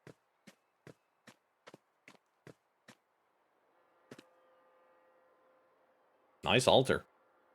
Nice kid. Still a very nice Watson. No one is here.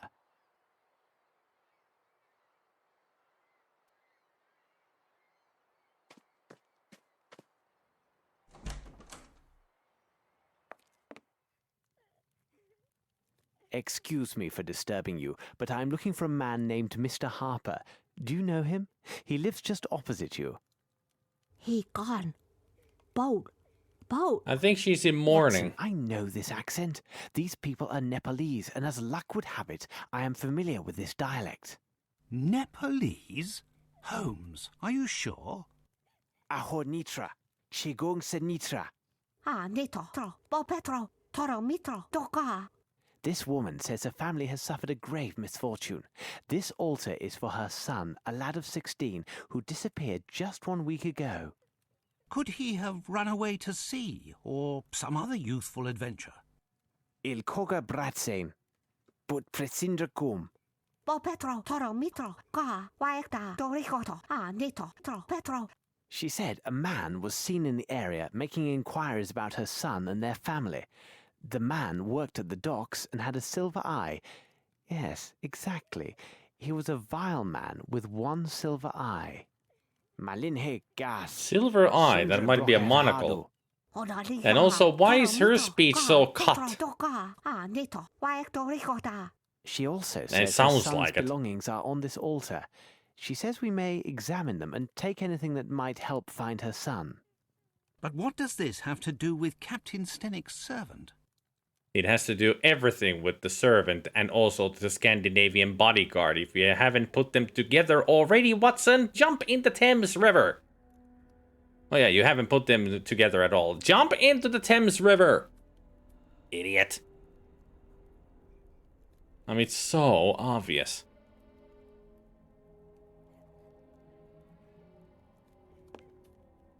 The answer is staring right at your face and you still don't realize it.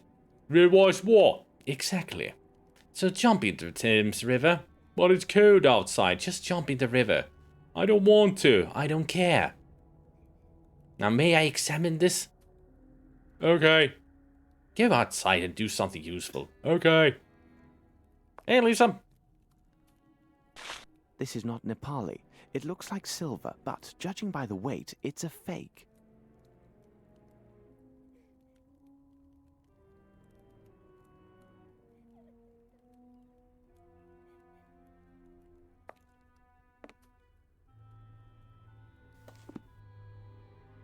A pelican medallion. I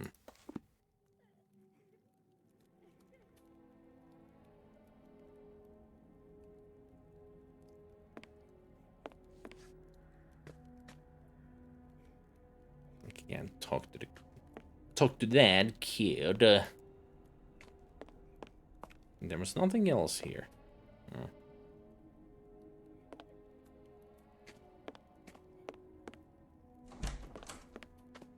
Ah. This old rope seems intact. No trace of soot present.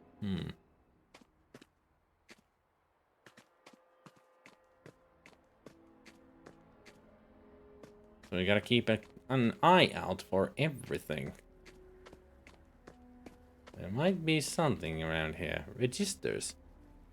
1894 September 7th. Step traces at the warehouse 6. Oh. But it's good to know that it is September 7th. Right now it's September 9th. In real life. O'Reilly, the baby came to say to me that Sandra began giving birth and that she claims me. The boat is clear. You will easily find registers not far. Philo. The baby came to me to say that Sandra began giving birth and that she claims me. This guy was off his rocker. What the hell? The baby came to me. She's giving birth to it. What? Somebody being a bit too much. Or rather, in that case, that guy was just...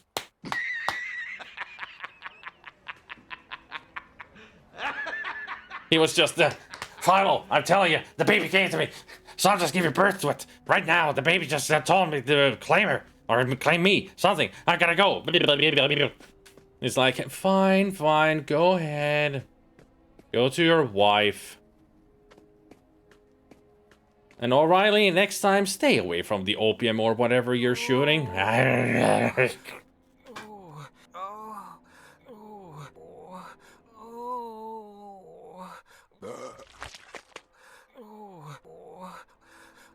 Nice editing. And also, burping doesn't mean vomiting. That is not a vomiting sound effect. Burping can lead to vomiting, for sure, but that is not the sound effect of vomiting. I should know. I am the master of the eruptication of, was it? Or something? Watson, if you please, do not teleport inside of me next time. Okay. Hey, what? Eructation. Watson, it appears this young man is ill. Be a good man and see how serious it is. Here now, my young man. Let's have a look at you. Oh, Holmes. This man isn't ill. He's drunk. He fairly reeks of alcohol. It's alcohol poisoning, then. Oh, it's not my fault. I swear it. Oh, my head. Oh, this gang of young toughs. They forced it on me. And then on top of it, they stole my parcel. What's that? You say you were forced to drink. Explain this and spare no details. Yesterday afternoon, I was given a parcel to deliver to an address not far from here. Must be the wooden hand. I was near the warehouse district when a gang of young lads attacked me. Before I could think, they drew knives and gave me a bottle, telling me if I valued my life, I better drink it all. Well, let me tell you, I drank without stopping. I became giddy, and then must have passed out. I remember nothing else, except waking up a moment ago, finding myself alone. My parcel gone. But what could they have wanted, Holmes? It's obvious, Watson. They were seeking some poor soul on whom to test their vile concoction. Tell me, could this bottle be the one they gave you? I can't say. It could be. I feel ill just looking at it. It has a unique flavor. Rather tasty, I might add. There's no mistaking my senses. This contains turnips. In fact, a liberal amount. But where are you off to, Holmes? Watson, it is time to seek out the distillers of this unique brew. If they are located in this district, they may have much to tell us. Bottle of moonshine. It's a turnip moonshine. Oh, my aching head. I feel terrible. But where are you off to, Holmes? Watson, it is time to seek out the distillers of this unique brew. If they are located in this district, they may...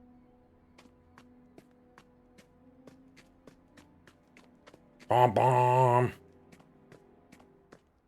Can we take this rope? It's definitely what they use to climb over the wall.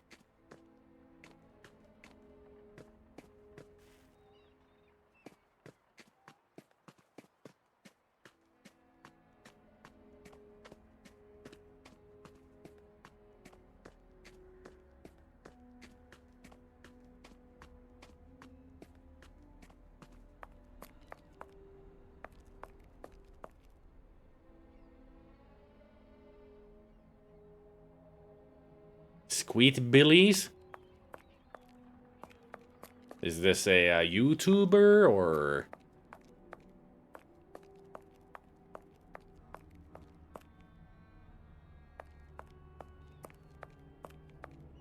Adult Swim show, okay.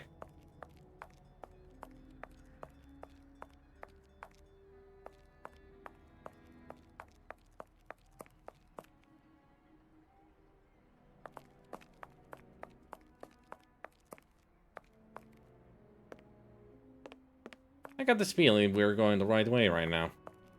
Mm-hmm. That part of the warehouse seems an ideal place to hide, but it would be difficult for anyone to get there.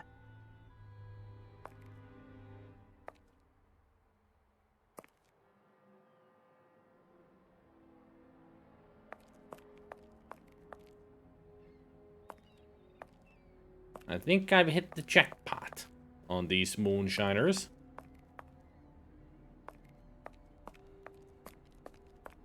I think that beets would make a better moonshine since they have more natural sugars. Well, So, what about it? you gotta work with what you got. So if they only have you know, if they only have turnips, gotta use turnips.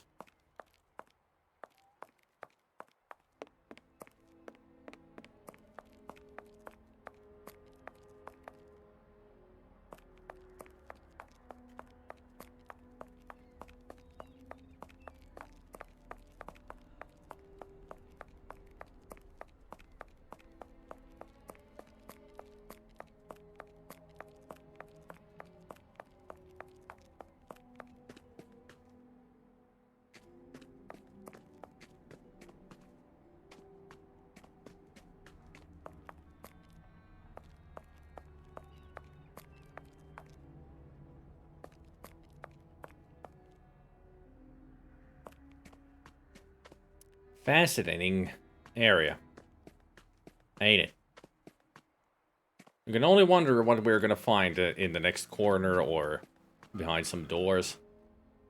At least we're not doing forklift races.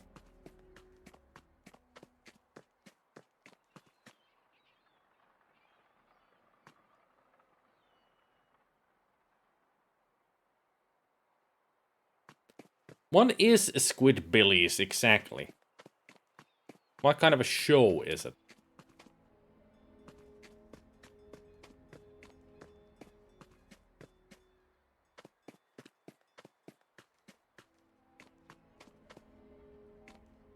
Exactly what it sounds like, to be honest. So it's squids who are hillbillies. Yeah, exactly. Yeah.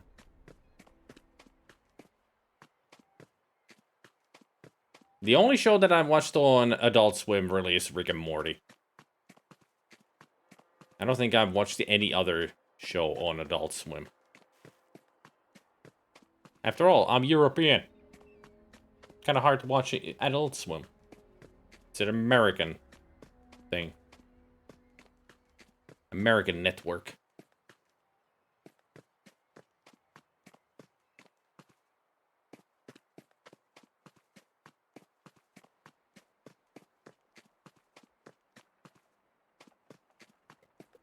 I wonder what it is that I missed.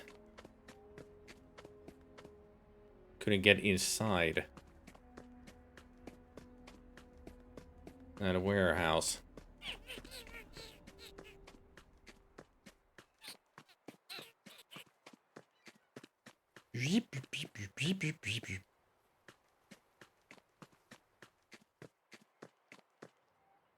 No one is here.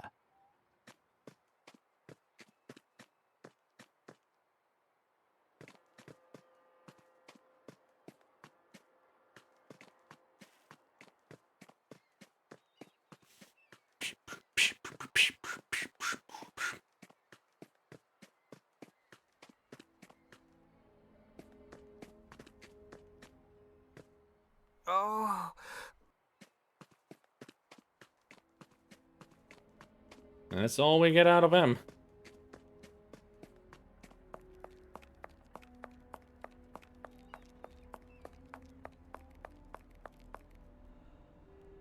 What am I missing then?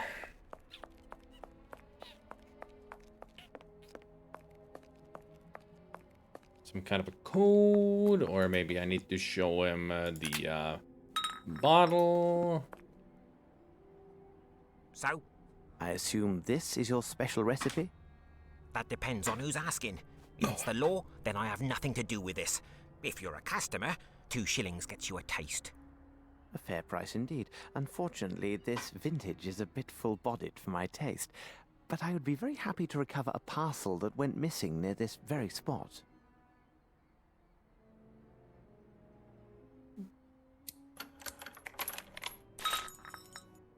There.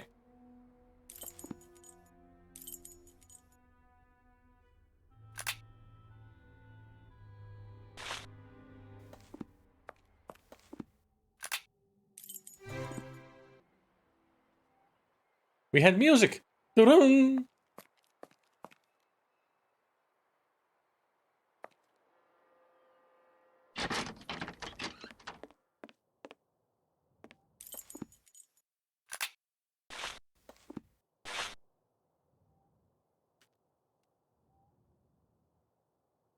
Good news, sir. Here is what you were waiting for.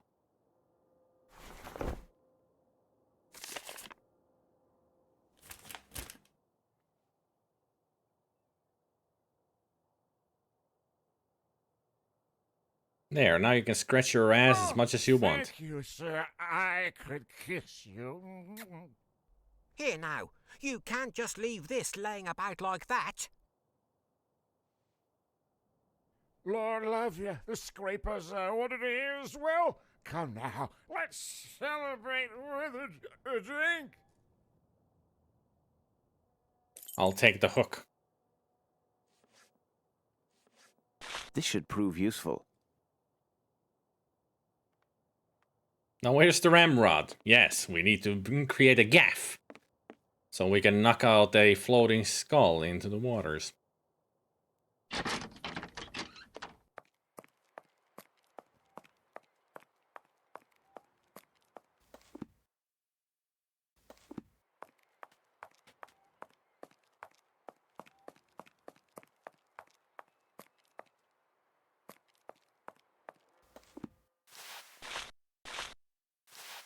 There. Rope with a hook.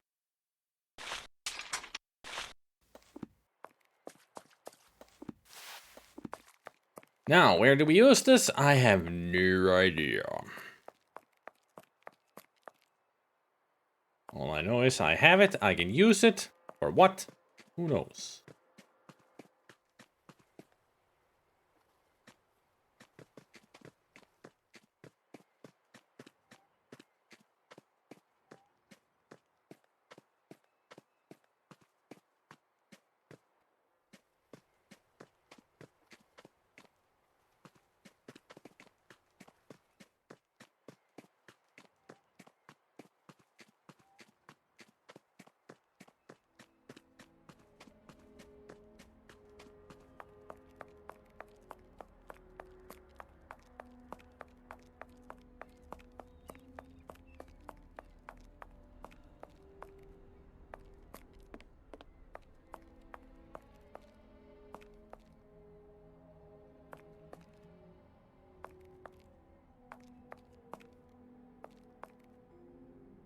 So, what about it?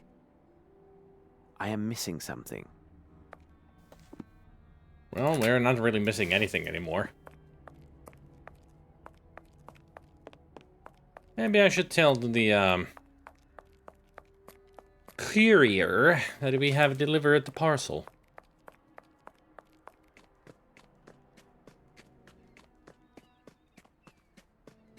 Oh.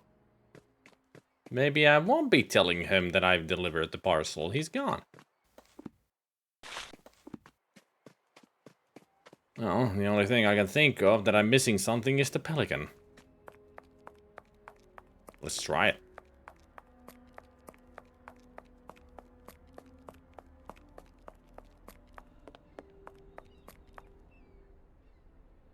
What?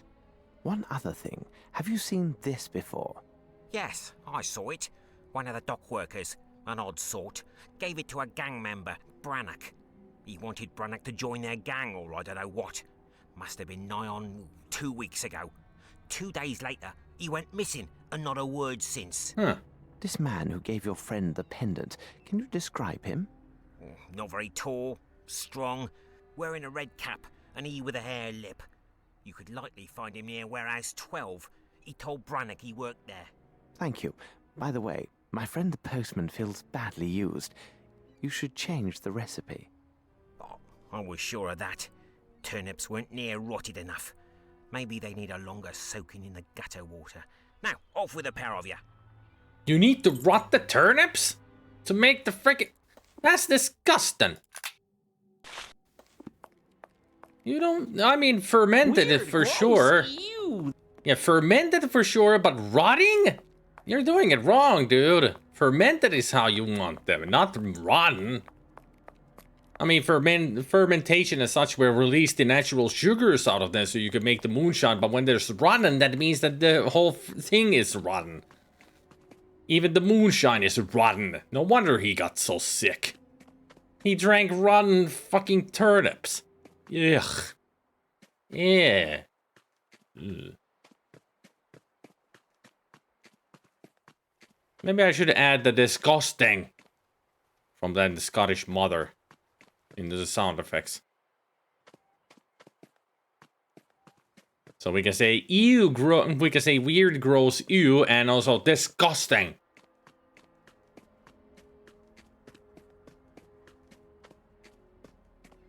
Yeah, you totally missed the postman.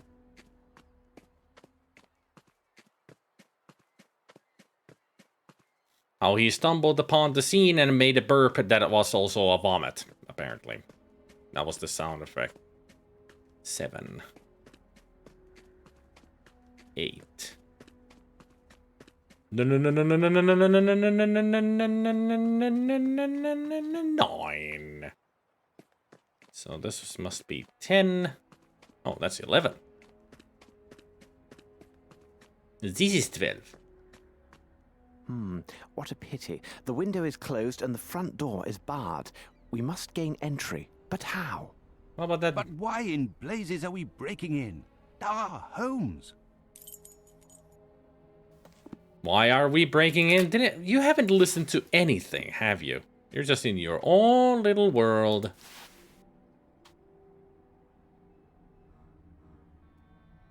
A technicolor yawn. We call it a rainbow burp. When somebody vomits. It's a rainbow burp. So, well, what do you want me to do? I don't know. Figure something out.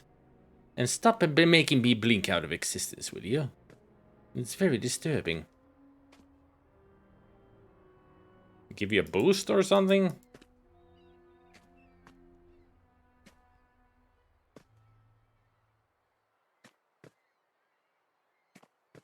Oh, apparently if I push down the use button, I can move.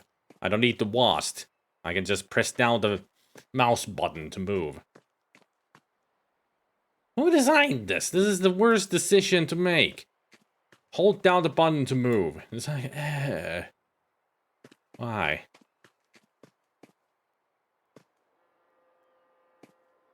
A double click makes me run. Okay. That's even worse. I don't see a hand or anything out here, so what am I supposed to do here? Exactly? Where am I supposed to be? How am I supposed to click?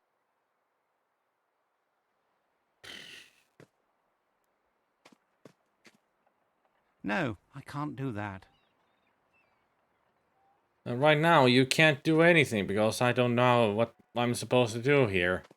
I mean, I'm figuring that I'm supposed to be here like a support for Sherlock as he climbs up there, but there's no hand here. No kneeling. Game, what am I supposed to do exactly? Unless he's supposed to be like a distraction. Ah. Ah, he's the spotter. That's what we are. There. Bravo, Holmes. Take some credit. It bites. It bites? What bites? A splendid catch, Watson, but I prefer to let it go. After you.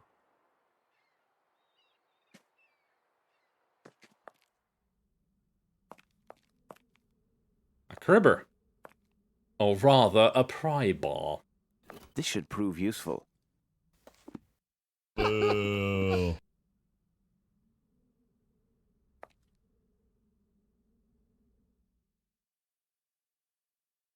end of this hat pin is covered with blood.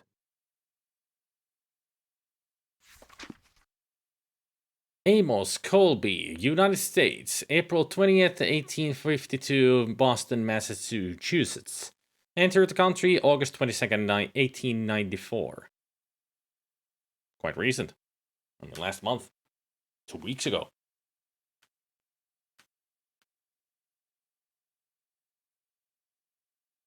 Passport of Amos Colby.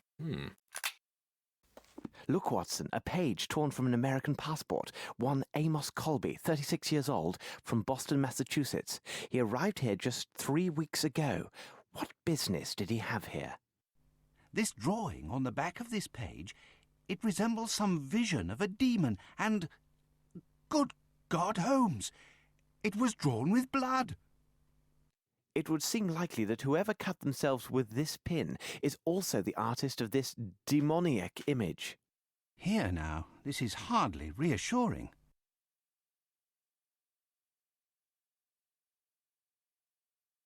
I don't think it's weird at all. I like these two. You know, you get up close and personal to the evidence that you're trying to find. It's really cool. More games should have done this kind of a thing. Now let's look for clues. Zoom in on the ground and then you look for the little details of what you can find.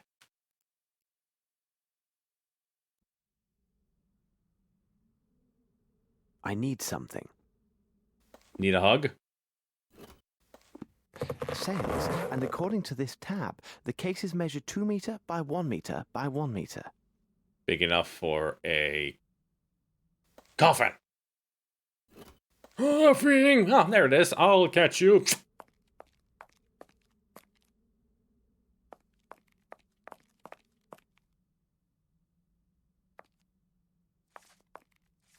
So many footsteps. Anything clear here? Look closely, Watson. These marks upon the ground tell the tale. There were repeated trips made between the place with the sailcloth and that large box.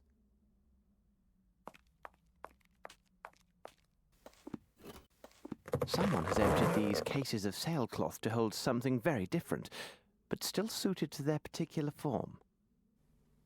Oh, my God, Holmes, you do not mean that all these crates are better called coffins? Yes. That's exactly what I'm saying. I mean, there's the sails. They're not in the crates anymore. So... Blood! Blood! Just like Zelda said. Blood! Woohoo!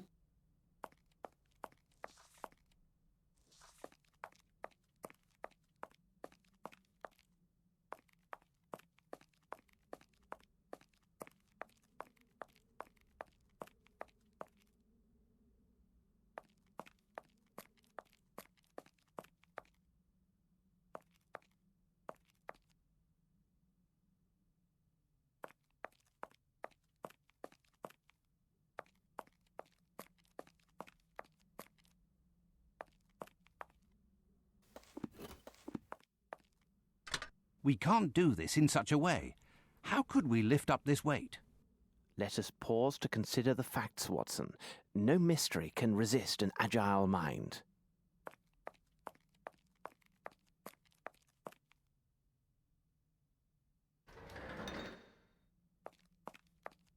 We're gonna break and enter. That's what we'll do. What's it going? This is hardly reassuring. It's a gem of an understatement.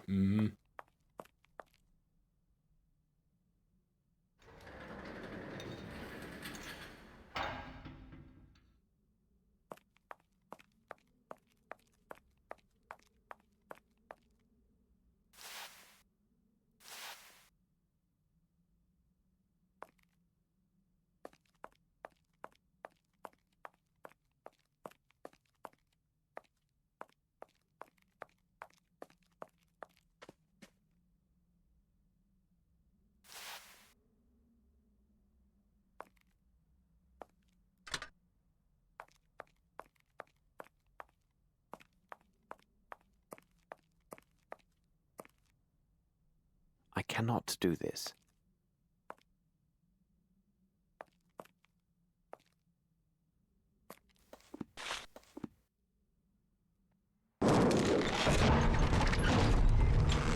Told you. Breaking and entering. Bravo, Holmes! Thanks. I pride myself on that.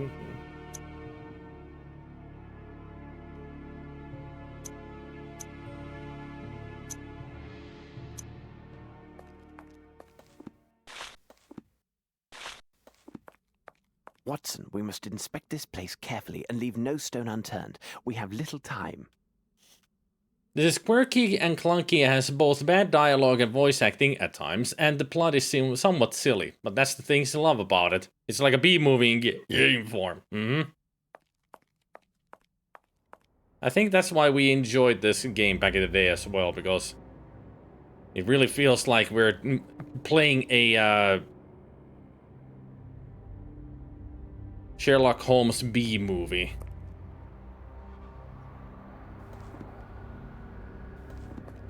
Good God! Holmes, where are we? Tread lightly, Watson. This place seems alive and watchful. Can we actually turn this on somehow?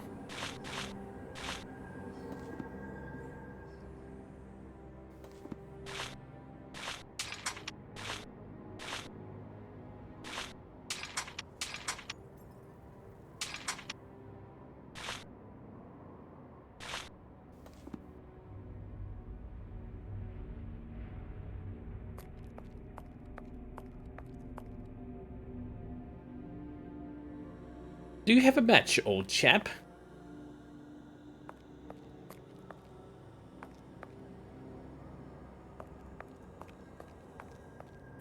That's one heavy lock.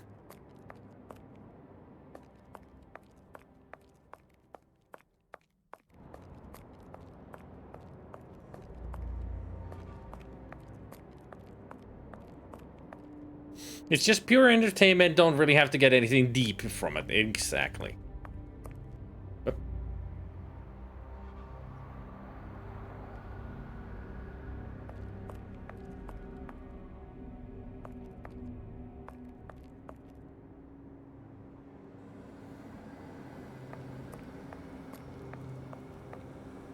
Why do I feel like I'm suddenly in Mist? Why do I feel like I'm suddenly in Lovecraft? Why do I suddenly feel like I'm in Stargate? Do go first, Watson!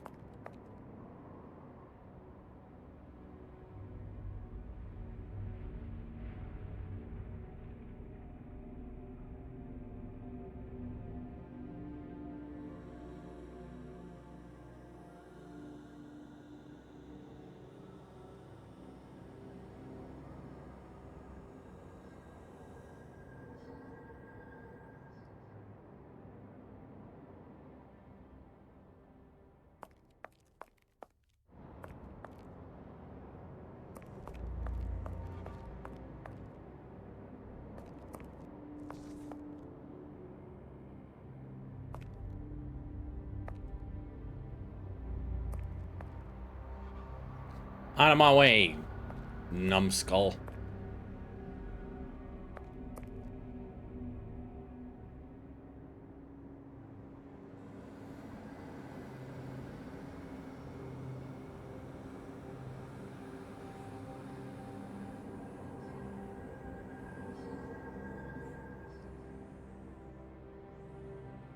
Hey, Gildan.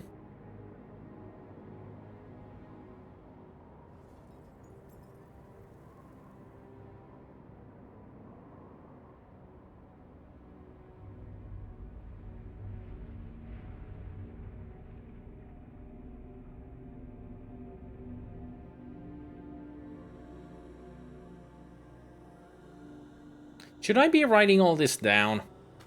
I got a feeling I should be writing this down. So I'll know the right order.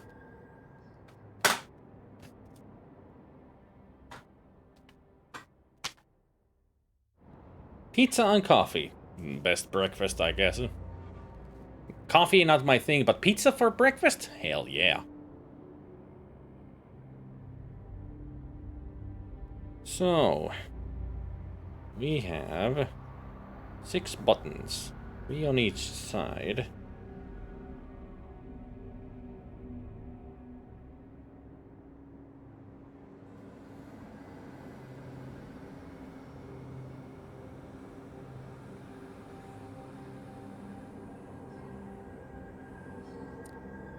So that's a beep, beep, beep, and then there's the and then there's a that goes with a little. And then there's and a it's got in it and an and also there's that. Then there's here, and then a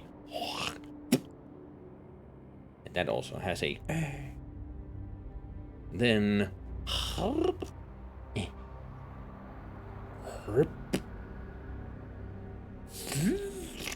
and another.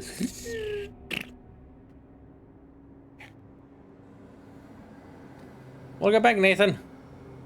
And now.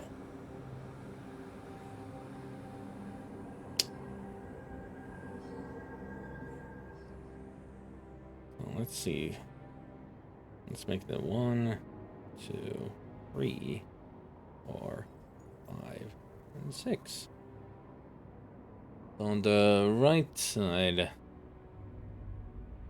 No, that wasn't the phonetic punctuation. No. I mean, phonetic punctuation, of course, is only just for when you end your sentences. Not when you're drawing stuff.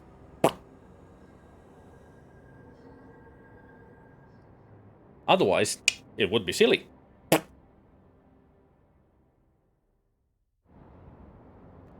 And that's so it's let's make it a 3, 4. Let's make it into red here, like that. So that would be 3, 6, and then 1. And on the other side, it's Watson.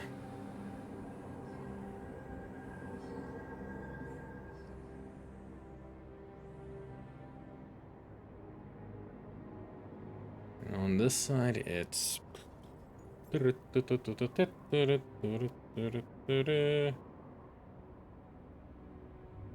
4. And on that side, it's 2. Yes, it's 2. And then on top of there, it would be 5. Alright. But these, I need to somehow solve this.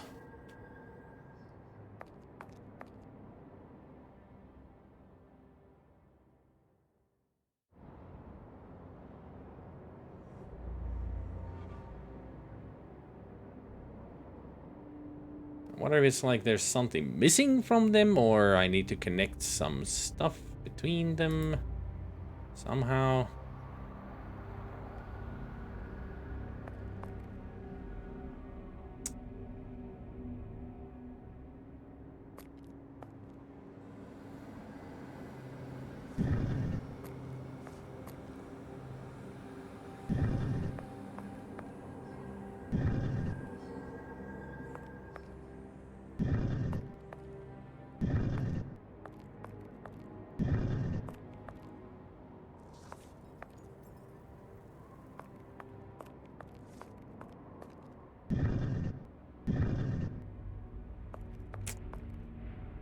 So, how do I find the right combination using the lamp?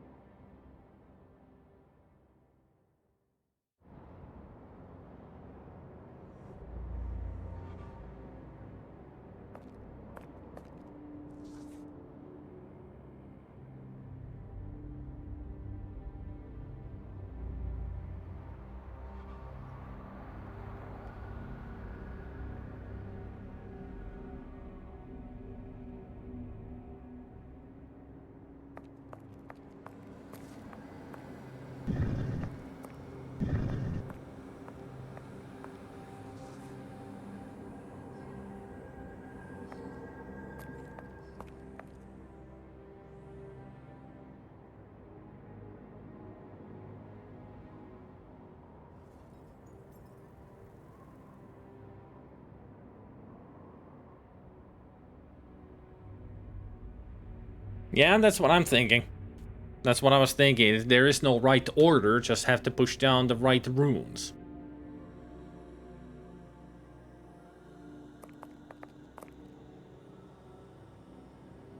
That's all I need to figure out. The right runes.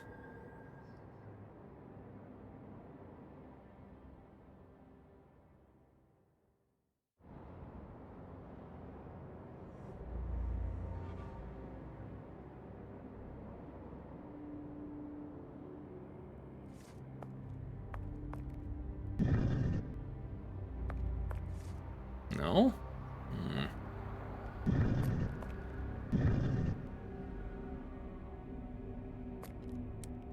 I was sure it would have been them.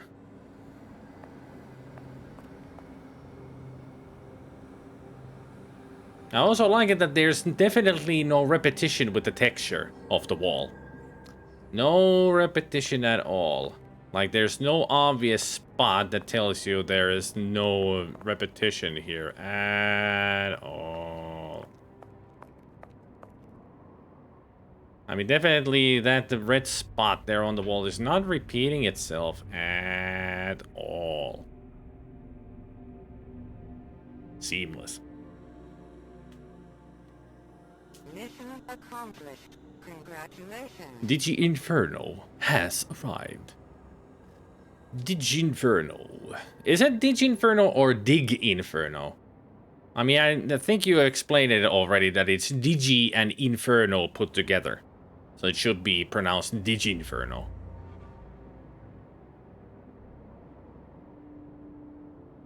Yeah, Digital Inferno. I remembered correctly.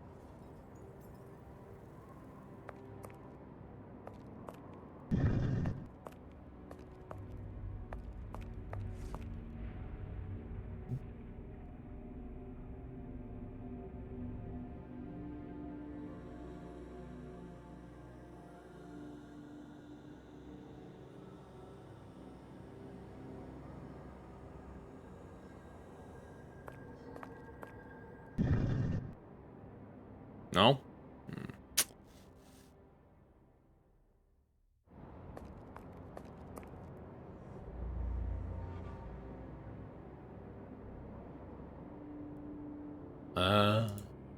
That's what it's for. I did wonder about this picture. It's me for turning around. Got it. Thanks, Zelda. Now the question is, what the hell does this all mean? Like, how do you solve this problem like Maria?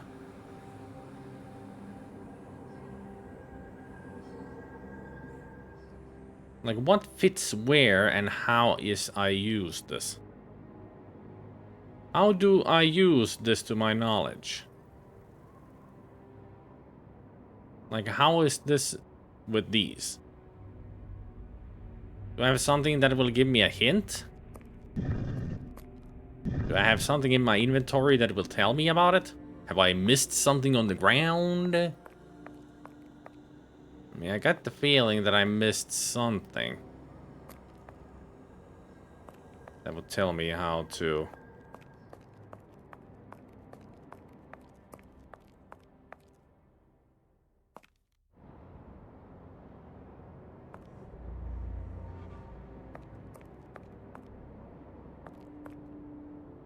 I haven't seen anything around here that would be of help. So...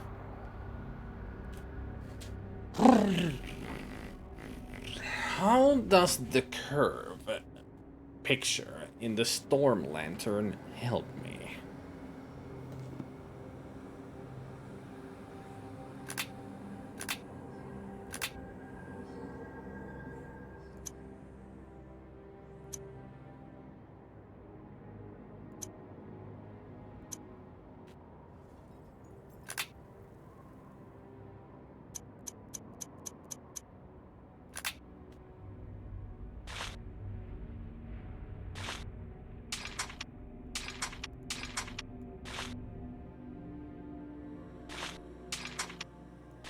You just drank coffee. Isn't that enough for picking you up? Why beer in the morning?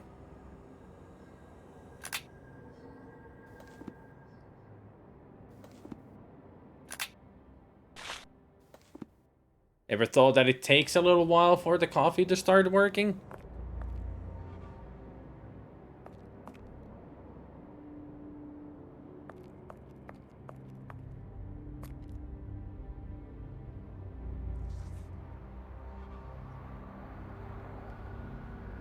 What? You think you've solved it already, Watson? Possibly missing the rune reference. Yeah, I knew I was missing something. So I gotta take a look around for a clue.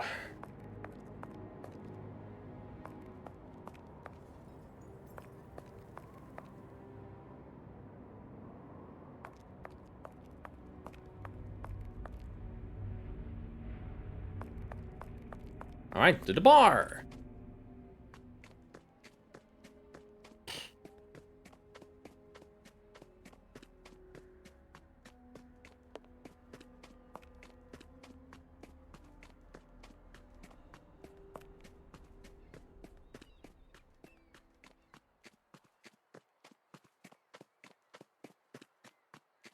Why am I walking? I got fast travel.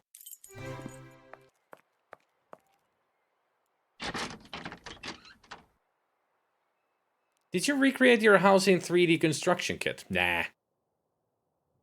Besides, I didn't have the 3D construction kit. On the Amiga, I actually had the adventure construction kit, so I made my own game.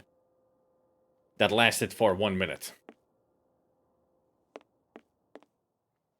I'm sorry, gentlemen. This is private property. There's no entry here. It was a simple of walking inside a castle. Walking to a castle, open the portcullis, go inside the castle, get a key, open the locked door, exit. That was it. That's what I freaking failed.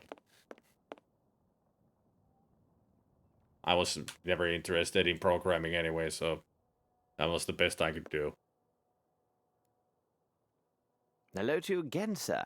I won't waste time. We have discovered new details that may lead us to this elusive seaman. Most significantly, the man has a missing eye and wears a silver ball in its place. By God, that can be no other than Dirty Summers. A nasty brute, that one. Where could one find him? He must have signed on with a ship, because he was here last night looking to hire some men.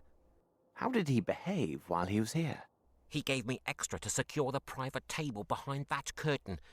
During his time here, men of all sorts came and went seeking positions. However, he seemed nervous and fearful as his knife was unsheathed and ready the whole of the night. May I examine this table behind the curtain? Certainly, if it will help. Okay, Zelda, enjoy your lunch.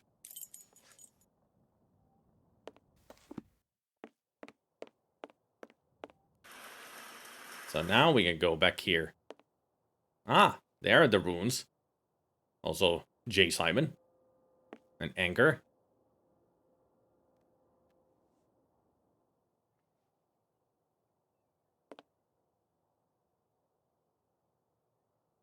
Just wondering what's written there backwards. Because it looks like it's backwards. Blackface? Black taste? I don't know. These cuts seem quite recent. There are 4 symbols.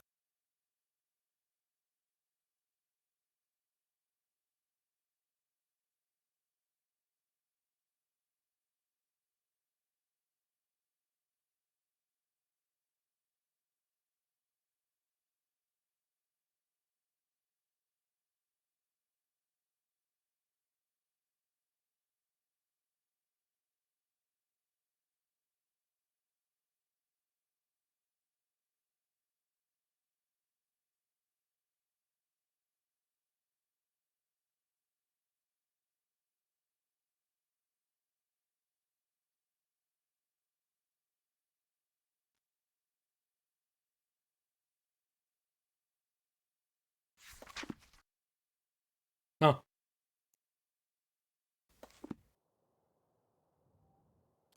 Alright, now we can solve that. Now we can solve the puzzle.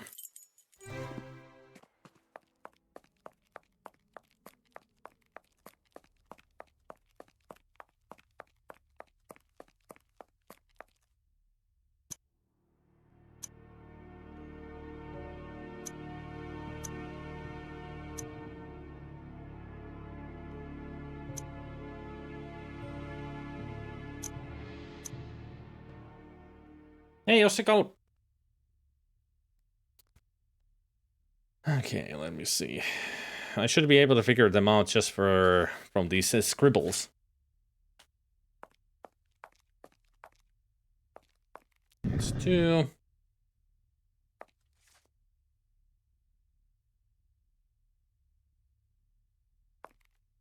Okay. And the second one is not as... And that's the first one. Which is number 2. The second one is...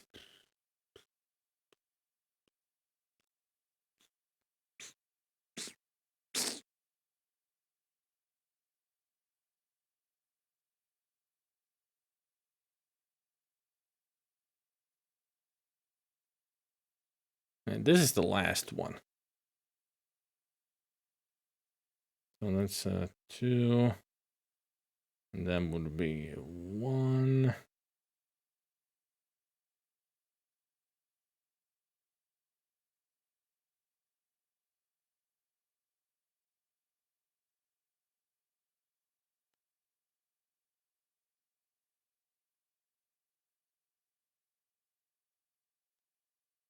And that's 6.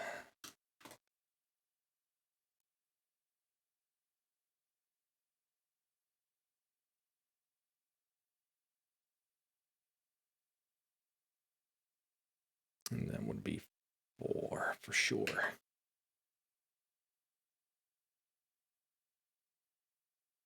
Yep, that's 4.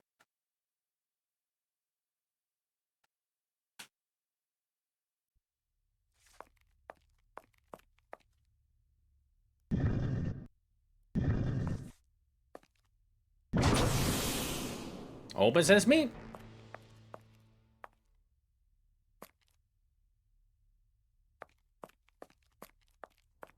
Whoa. Whoa. Holy shit.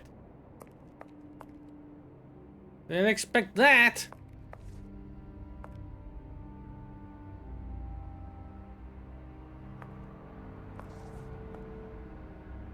A box full of pendants in the shape of a pelican.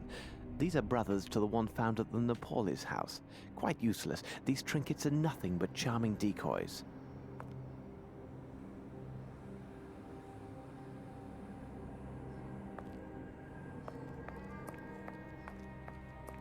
Jeebus. Somebody was quite the artist.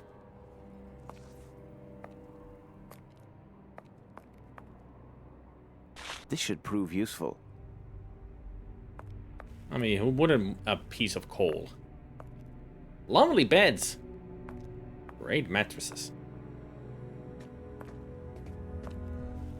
Watson, will you try not to step on my steps, please? Before I take the step.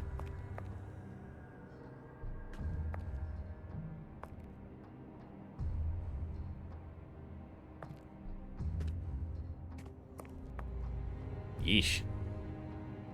It's like a Chinese demon. Or Japanese.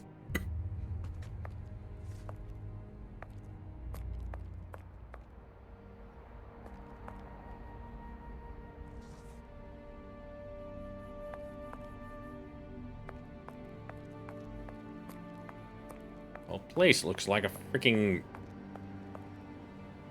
house of worship, maybe?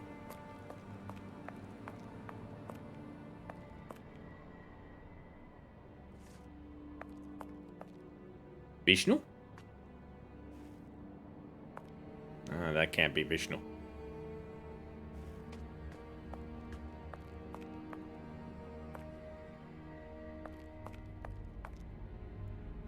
That smell. This water contains a strong opiate. I wouldn't be surprised if they were high off their rockers while being in here.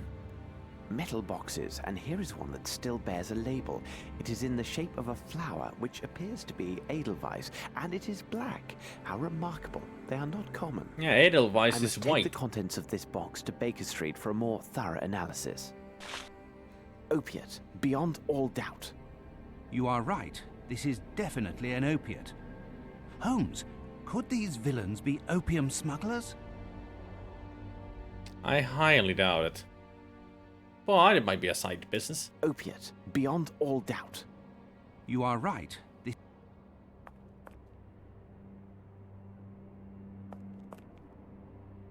There's something far more sinister happening here, dear Watson, than you think.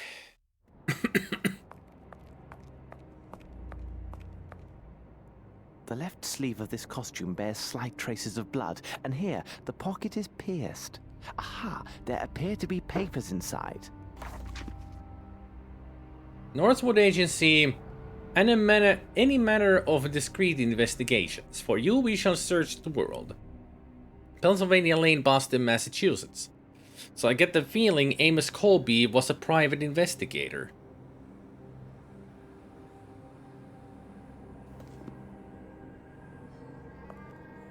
But he got caught and apparently probably killed. In who knows what kind of manner. What a peculiar drawing. I found a strange drawing scrawled into the dust on the floor of the secret room located in Warehouse 12. It appears to be a rectangle containing a cross. The Red Cross was behind all of it. Dun dun dun.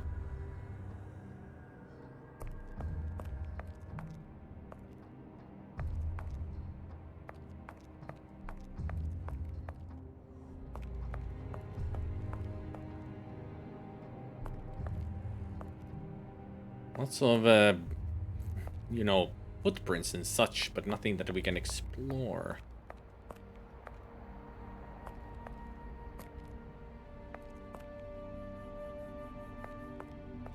Well. Oh. Oh.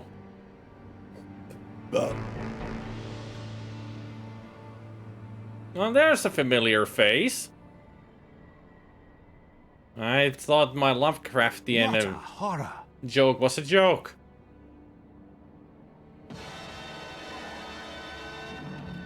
I think there's something far more important than a mutilated fat man, Gabriel.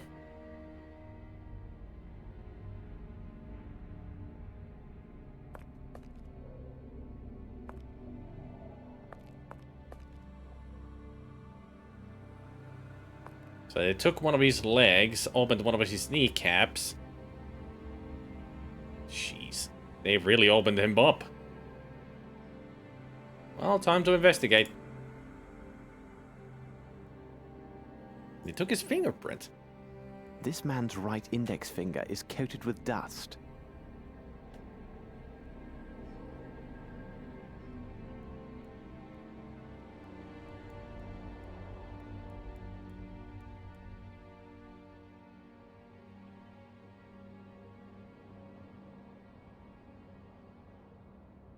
Watson, what's your thought of this? This man was bound with rope shortly before his death. It almost looks like they decapitated him and put his head back in place. You. Hello there, familiar face. Don't mind me.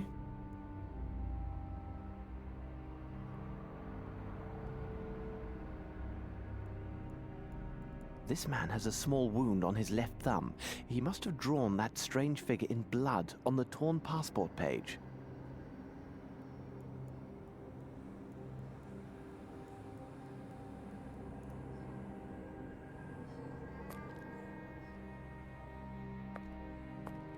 This man fought hard before his tragic end. The dreadful-looking broken statuette reveals much about his terrible struggle. It does?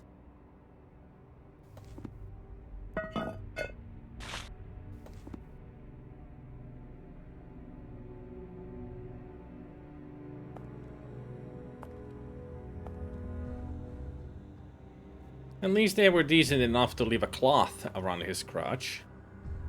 This message is engraved in some language unknown to me. I must make a copy of this message before the police arrive. A herd of buffalo could not leave a greater mess than the local constabulary. This message is engraved. I must make a copy of this.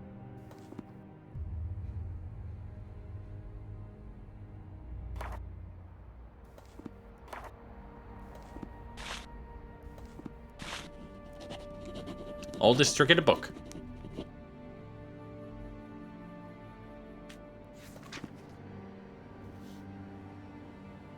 Symbols copied from the stele in the temple.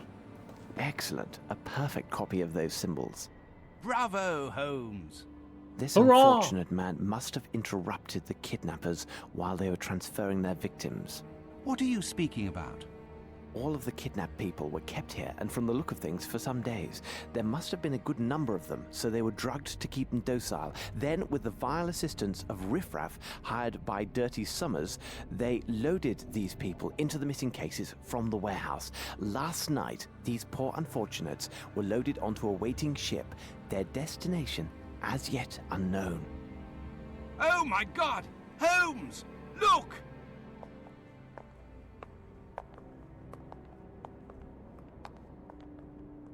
Why are we walking from out there back here? That doesn't make any sense. Oh, there's something inside his stomach. Is it a chest buster? Pretty much is. Weird, gross, ew. Yeah, they did decapitate him and put his head back on.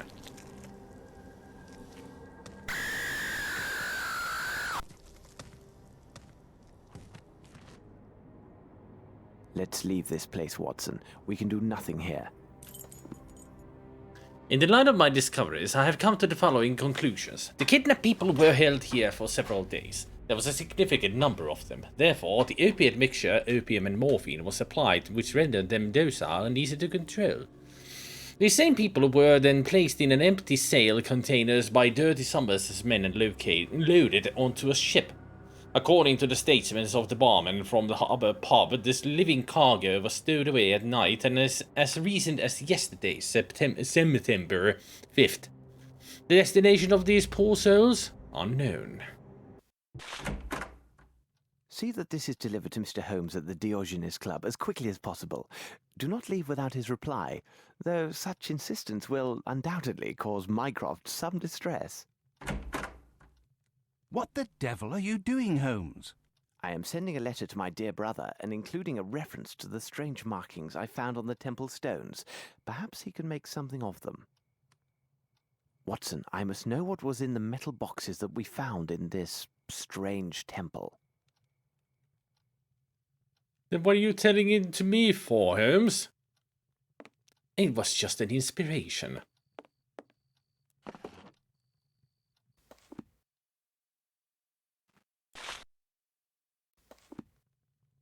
Nothing. Nothing.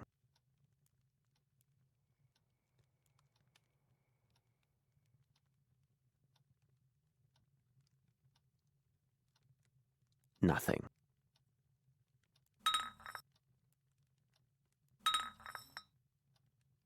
Nothing. You're nothing. There. The white powder is out. Aha. Seems to have the same stuff as in the, And there, it is done.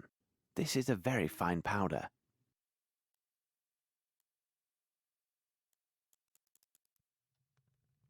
Cut it out, snort it in, have a good time. Perhaps if I apply heat?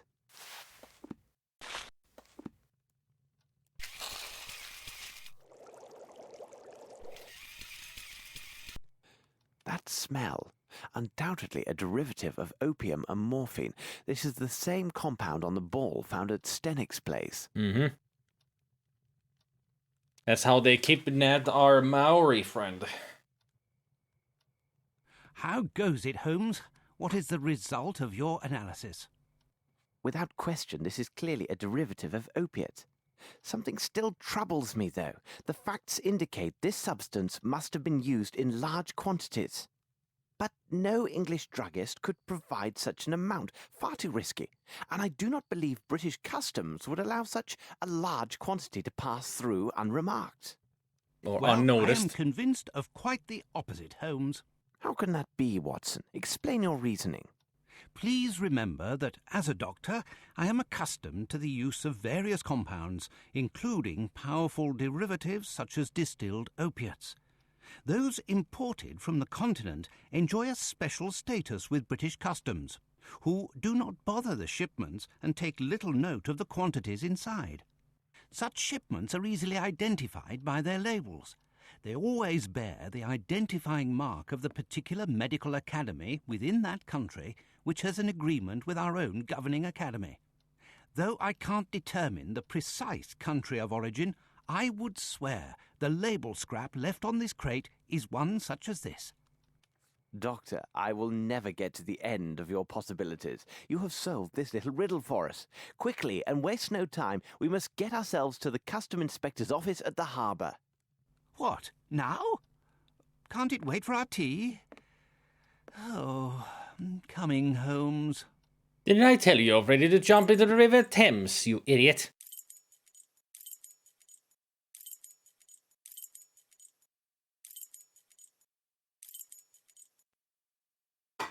I have no reason to go there.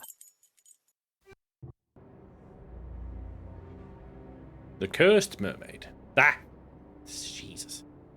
Every fucking time. Just jump in the river already. I actually should go to the store and buy myself some tea. Maybe.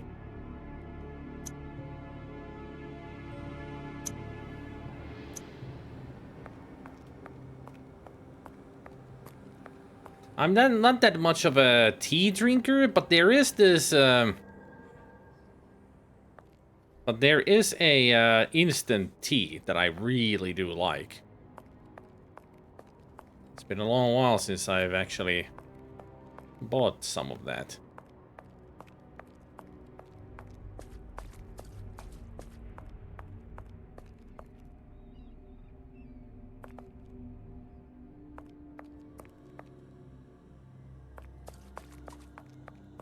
First I'll go to the customs before I take a look at that. I got a feeling I should go to the customs first.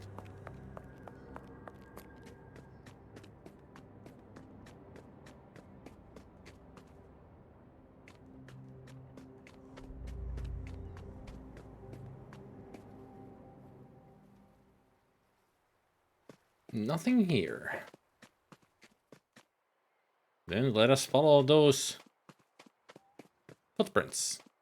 Because they look so weird.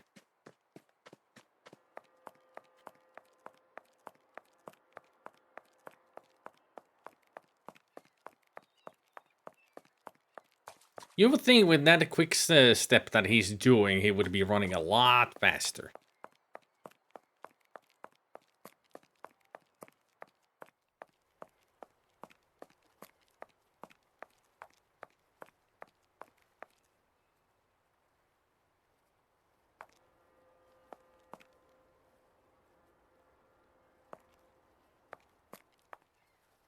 They stop at this wall. I smell a secret entrance.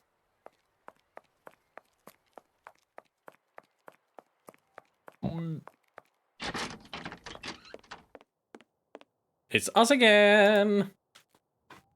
Sir, did you find what you were looking for? Yes, and no. Tell me, where can I find the customs agent? The man's name is Beddoes, and at this time of day, you'll likely find him on the pier near a ship. Thank you. You have been most helpful. Pleasure to be of service, sir.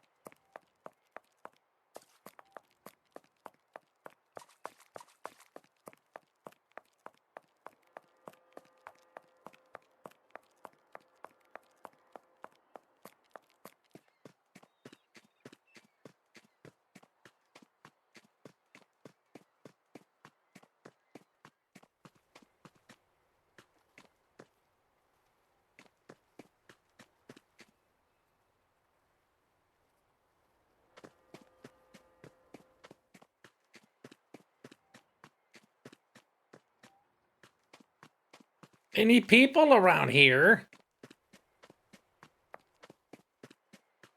You would think that there would be workers all over the place. I mean, it's the docks. And where are all the sailors? Where are all the workmen? There's nobody here.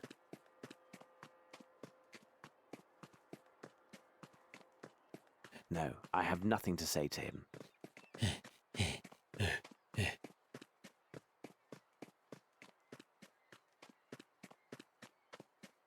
Not even a guard here.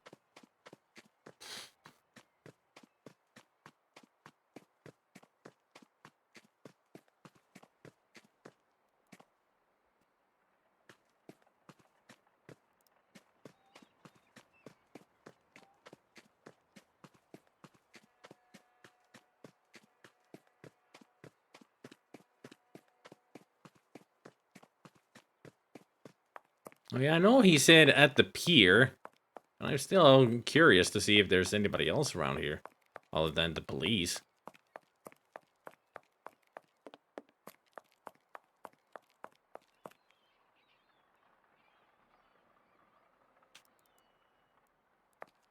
Nothing to do with the smuggler anymore.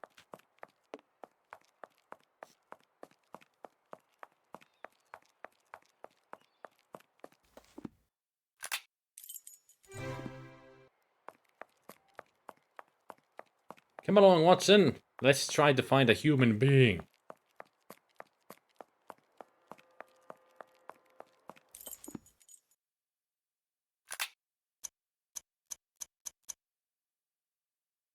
You will likely find him on the pier near a ship.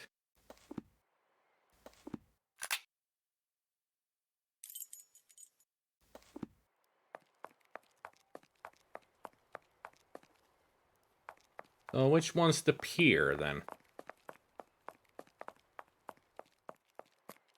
I thought this was the pier. I mean, it's a small dock, at least.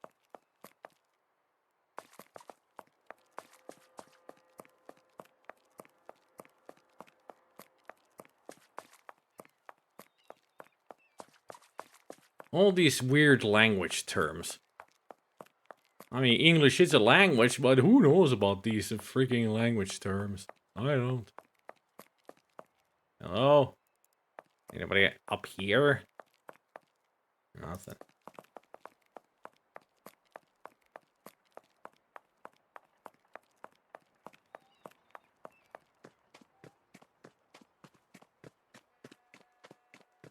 Hello?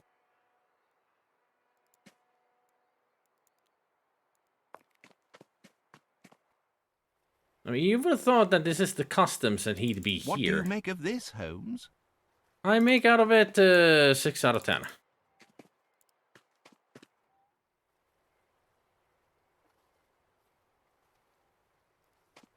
Some customs officer, when he's not even at his post.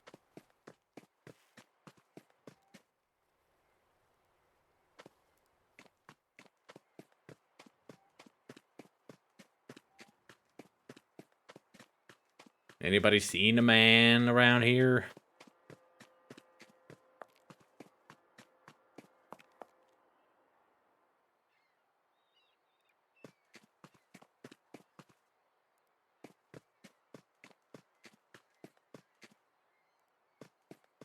Where is he?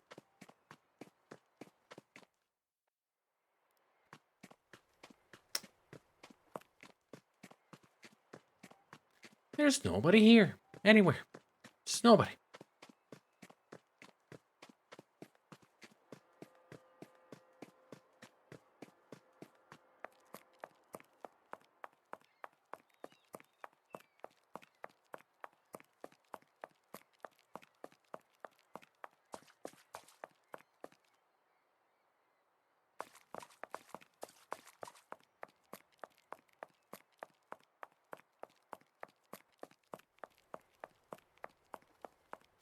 You could hear a pin drop.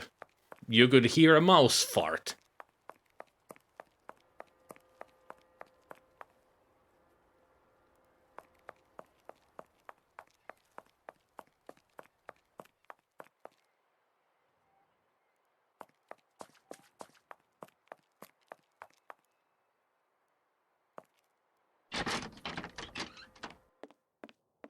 Have you found anything of importance, sir? No, I have not. I was trying to see if there actually is like... we didn't find him. Where else could he be? Well, nope, that's not the case. I really do need to find this, Beddoes. Ugh. I should really try to mega see these Sherlock Holmes games. I do have the first, never got into when I was a young scoundrel. The Mega CD games, huh?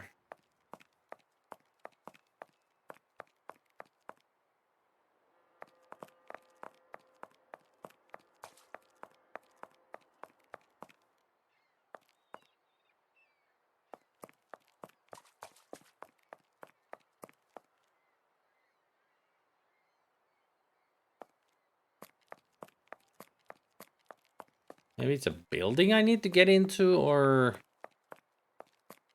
I don't know, I'm lost.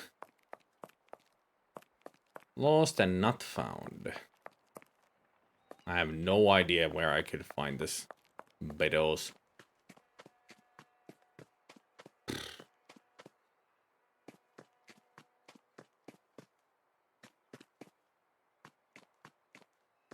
If anybody gets an idea, do let me know. Hazors. Because right now I am out of ideas on where to go. I think feels like I've been everywhere. But still haven't found this guy. Maybe it's a body I need to find, or...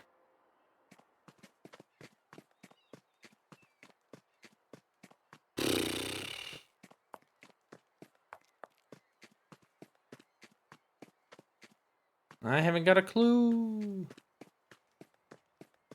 on what I should do, or where I should go. Because I'm soon to explode.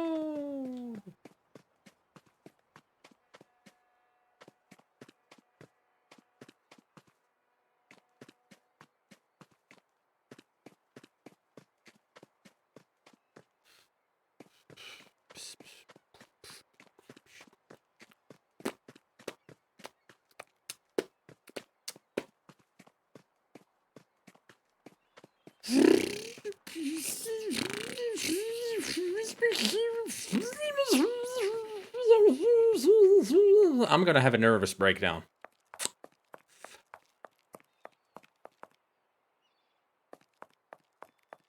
Seriously, I'm about to break.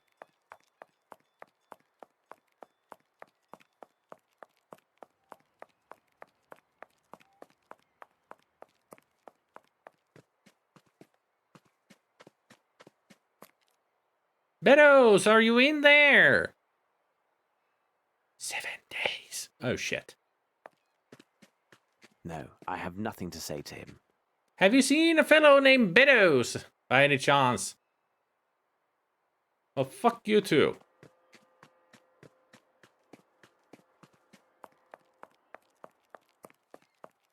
I think Aselta is the only one who knows where to go, because he knows this game, and he's having lunch. Just our luck, right, Gabriel? Right when we need somebody's help, they're not around to help.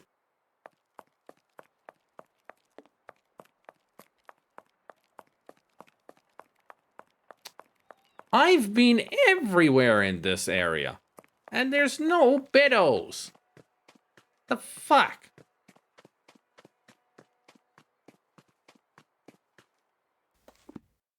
What am I missing?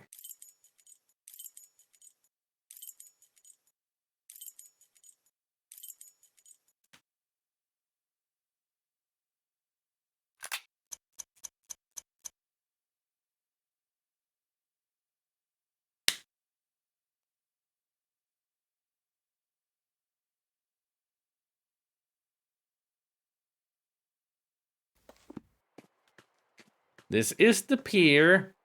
There is an unfinished ship. There's the customs house. The harbor master. But no harbor master. Or a customs agent. Where the fuck is he?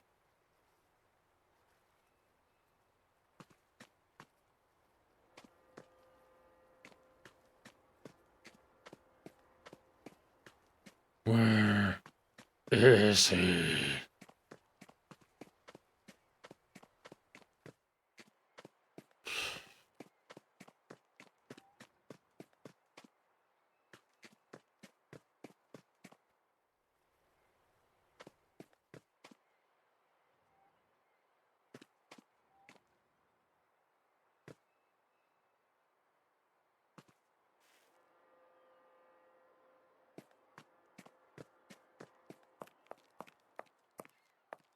If anybody's got a hint, give me. I need it. I need a hint. Otherwise, I'm gonna jump down into the Thames River and wonder what's in beyond there. It looks like a hill. I see trees. Not of green. Apparently Gildan does.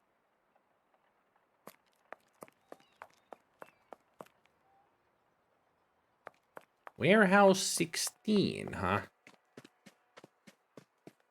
Warehouse 16. I've gone past it.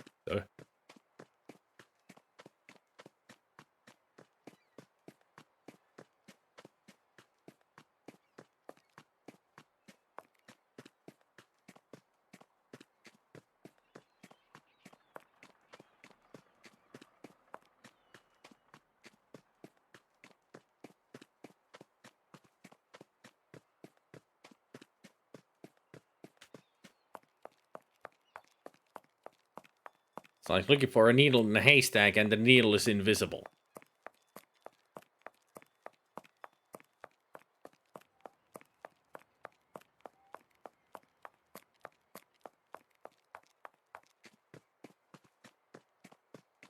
That's 13.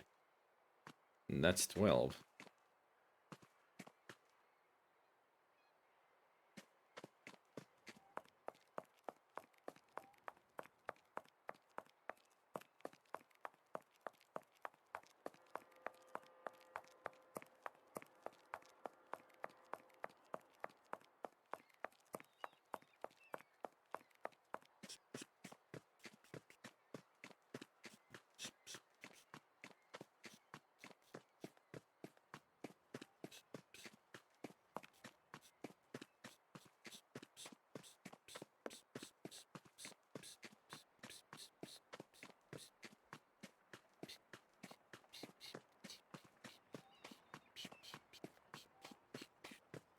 No, I have nothing to say to him.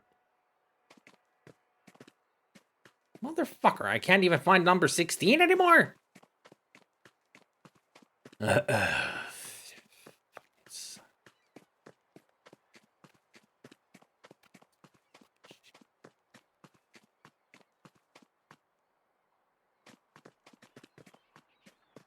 Where's fucking this? Fucking 16 has to be the smugglers then.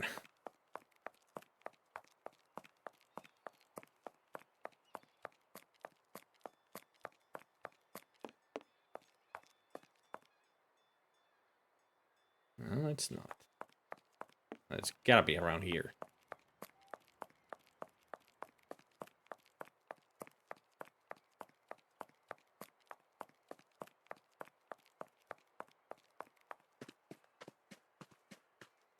That is 13. That is 12. No, I have nothing to say to him. Are you sure there is a warehouse 16? Because I could get up to 13, but then the numbers stop. This is not the warehouse area. It looks like 13 is the highest number.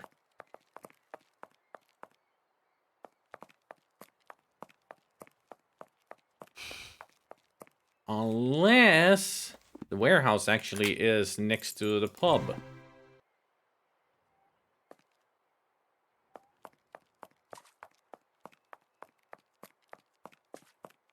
Yeah, that's 60. That's the factory.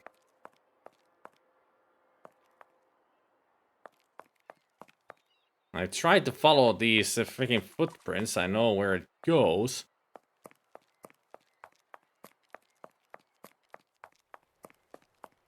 But I can't do anything here.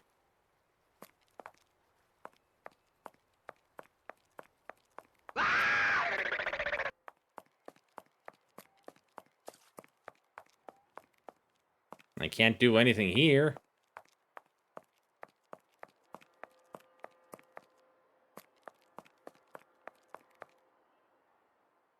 I have no reason to go there. Good.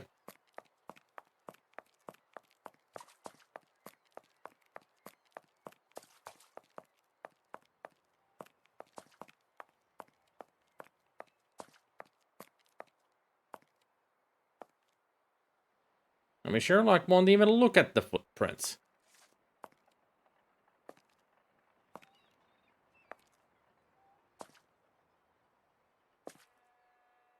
Or examine them.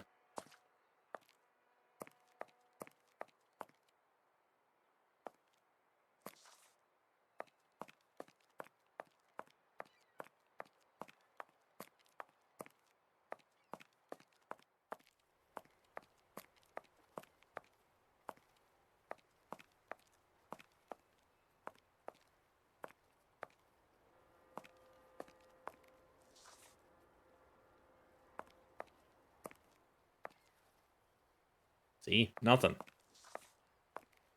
Not a damn thing.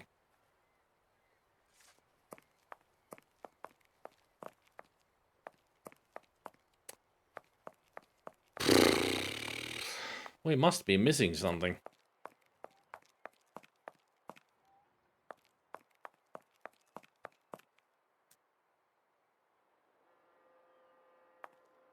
Unbelievable.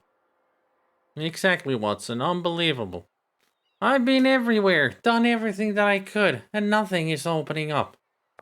What are we missing? What have I not done to progress in this? This doesn't make any goddamn sense.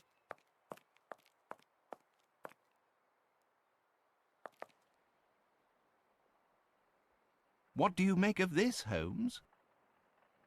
0 out of 10 game. Fucking shite.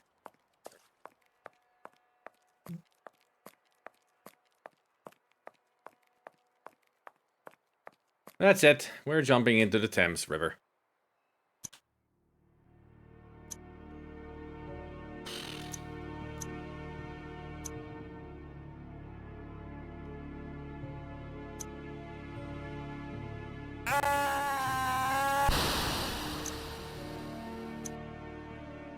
Why do these games have to be so problematic with a simple puzzle?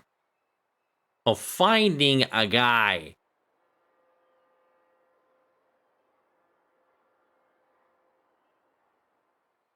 And the only lead we have is the pub owner said that he is at the pier next to a ship. But there's nobody here anywhere except the police guy at warehouse 12.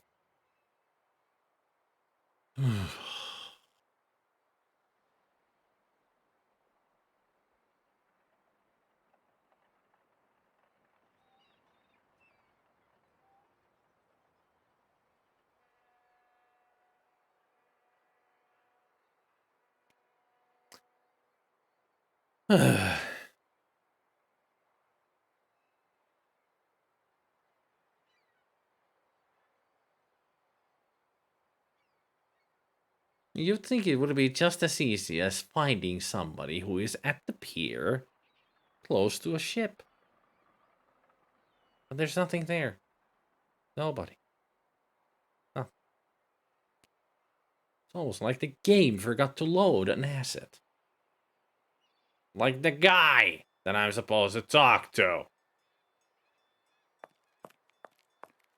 This sucks. It really sucks. Help us, Elta!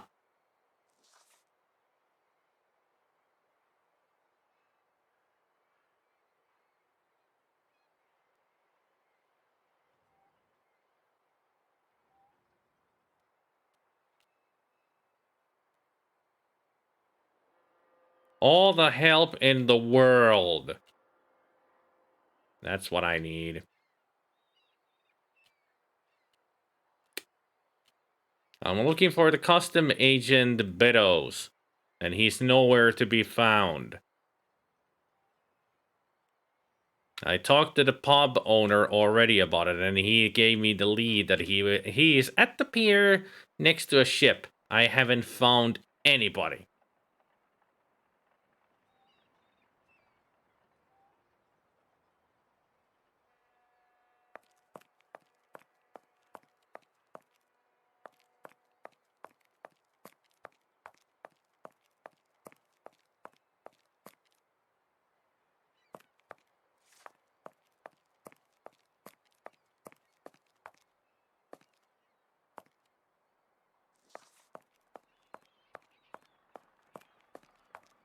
I've tried following the footsteps that we saw from Warehouse 16. Leads to nowhere.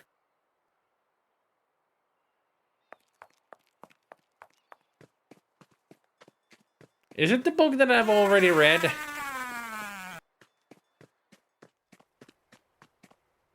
I mean, I can't pick this up.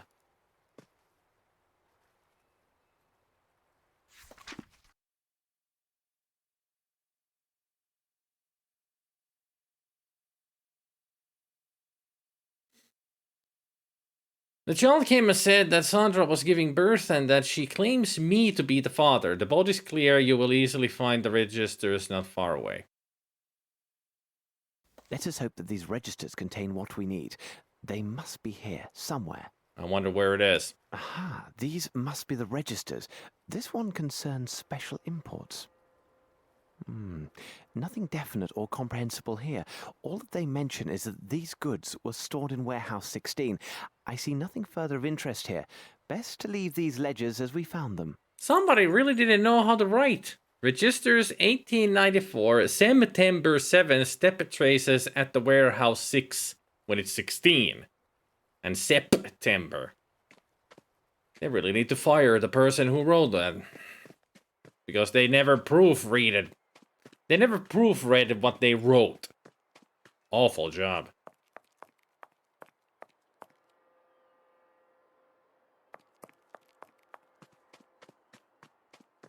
It's the Nepalese.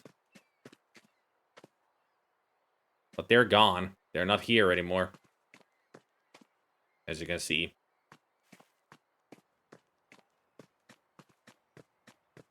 Sherlock himself said 16. And there are traces of footprints. And where have we seen footprints, Gabriel? 16. I'm not going anywhere else but 16, because fuck this. The iron boxes were stored here. A careful search of the place might reveal some valuable evidence. I see no way of opening this door. Filthy tar, my shoes are thick with it. Oh, boo-hoo, Mr. Fancy Pants.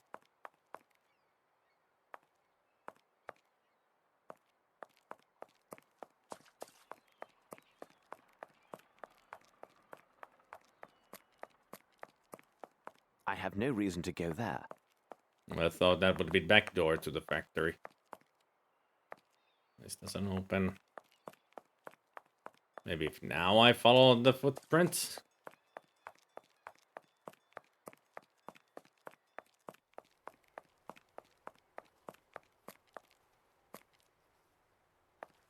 Nope, not yet. First we need to go inside.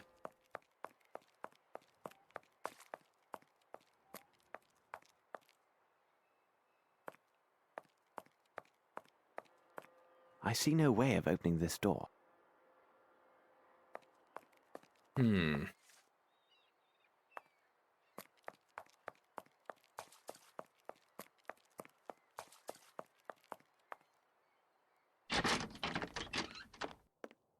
Have you found anything of importance, sir?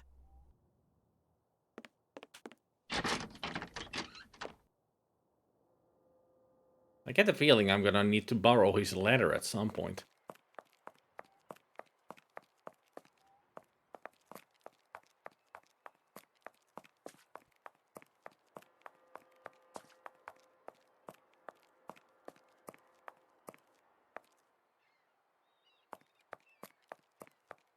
Watson, be useful for once and actually think of an idea.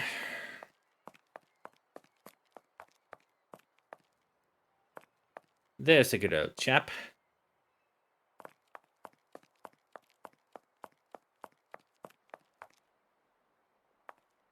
Hold on, Watson. These traces have much to tell us. Regard how they resemble those nearby.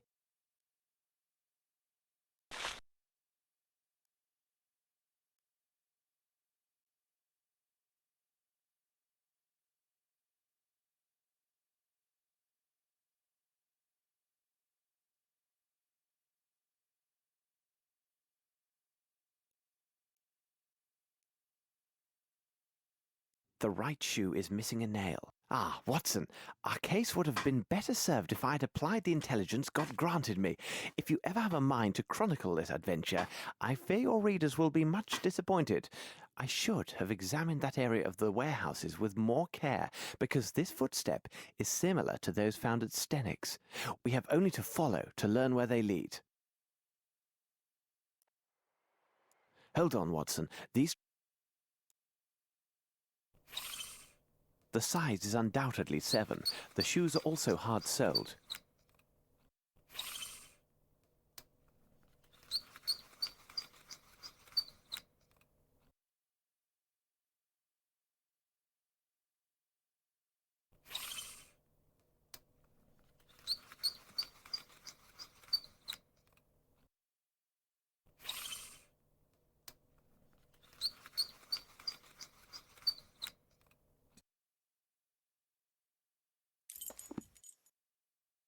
Footsteps found in Mr. Stenwick's garden bear striking similarity to the one of the set of footsteps found in front of the warehouse 16. They both are a size 7, have fully shod, and have a nail missing from the sole of the right shoe. I see no way of opening this door.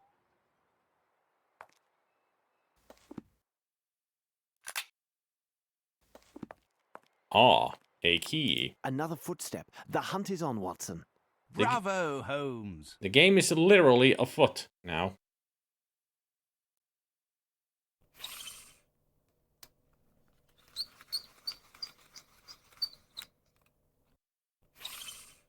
The size is undoubtedly 7.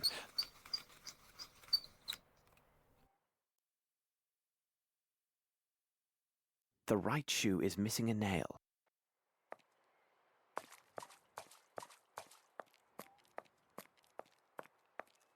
Do I need to check all of them? I highly doubt it.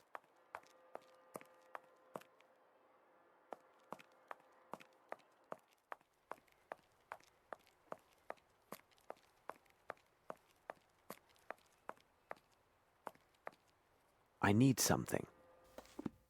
A brain?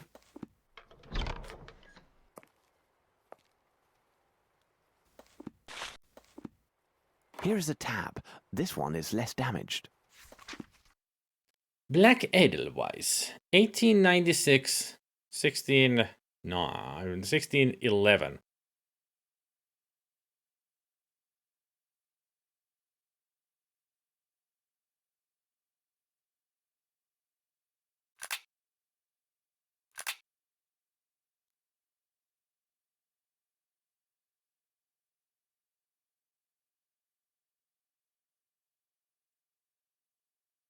Why is it that 2 years in the future?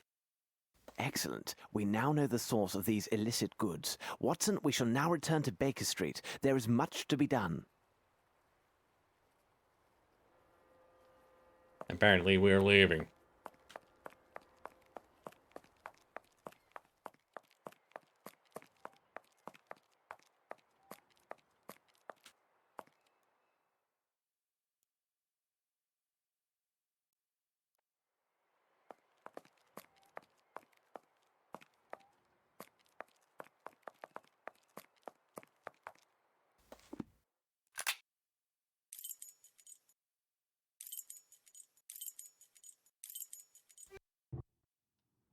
Have we received any word from Mycroft?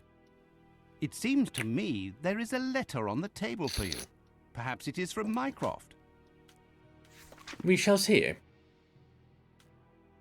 Sherlock, the Northwood Agency is based in Boston, Massachusetts, America. They engage in a wide variety of confidential investigations, but generally they are regarded as specialists in international searches for missing people or works of art. They have a solid reputation built upon an outstanding record of successful results. Amos Colby was employed in Europe as one of their operatives, and he corresponds to the description you gave. Unfortunately, the details of his last case were confidential, as for now. I have included an approximate translation of the characters that you discovered, though it is rough and I must admit rather enigmatic. Sincerely yours, Mycroft. That your grubs go through the ether, stars like maggot in the fruit. Wait for your awakening to honor you. Light of Abyss, he is the one that you chose to show us the beauty of deep blackness. Light of Abyss, he is the one who carries your mark on the body, he became one of yours. Light of Abyss, for his call devs answer and we shall answer in your name. Light of Abyss, his body is seaweed, his body is octopus, his voice is your voice. Let the dream and the return of the great be fulfilled.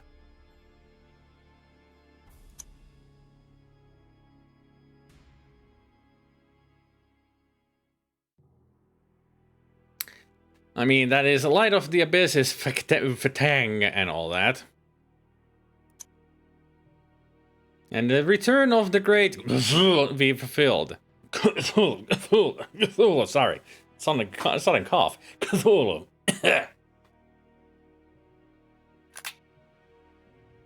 I wonder why he couldn't translate a name. So, the poor devil who lay under this warehouse was indeed the owner of the passport embellished with the drawing made in blood. His thumb was gashed. He is most assuredly the one who made the drawing during his captivity. But what brought him to this place? Furthermore, if this detective agency has any standing, it rests on the reputation of its associates. They are rightly regarded as proven professionals. Therefore, this dying man's last efforts were to leave clues for those who might come after him. Remember, Watson, this man's forefinger was also coated with dust, and we found drawing drawn in that very same dust upon the floor. Exactly, Holmes. An addition symbol was there, placed within a rectangle. Let us consider the facts, Watson. A number of people were taken by force underneath Warehouse 12, drugged, and then transferred in boxes by ship to some as of yet unknown destination. For the moment, London has nothing more to tell us. These people, whoever they are, have a small advantage. We should give them no more. We must make our departure, but to what destination? Wait, Watson! I have a sudden thought. What do an Edelweiss and a rectangle containing an addition symbol signify to you?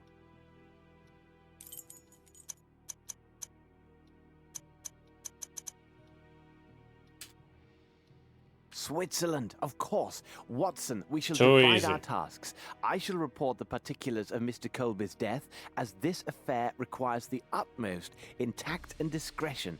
Well, I never. Thank you, I am sure. Watson, you know I'm impersonal, each man to his specialty.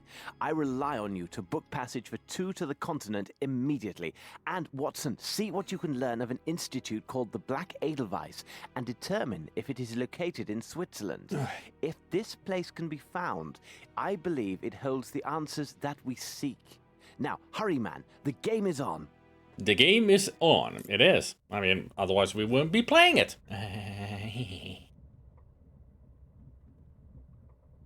Hold on, Holmes, you are reading some penny dreadful. Here I thought to find you deep in some ancient news clippings, seeking similarities with our case, and yet you waste your time reading some outlandish adventure based upon some improbable hero. I think you did that a bit too early there, Gabriel. Popular literature as unworthy of our interest, Watson.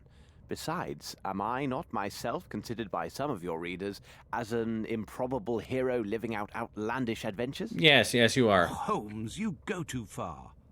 Let's not speak on this, Watson. Not too far at all. That's exactly what the people describe him as. This horrible statuette gives my nerves a shake, Holmes. This trip to Switzerland, it brings back unpleasant associations, doesn't it? Watson, those events should remain where they belong, in the past. However, I will not be joining you in Switzerland. When the train arrives in Lyon, I'm afraid we must part company, as I have business elsewhere that will take some time. But Holmes... As a doctor, your impeccable credentials will allow you to ably advance our investigation at the Black Edelweiss Institute. My presence would likely only arouse suspicion and harm our cause. I am writing the name of a Swiss policeman on this piece of paper. He is stationed at the village near the institute and is a most reliable and capable man. Turn to him should you entertain even the slightest suspicions during your visit. And you, Holmes? As for me, Watson, I will investigate this case from the other side. From the other side? What, are you gonna go to hell or something?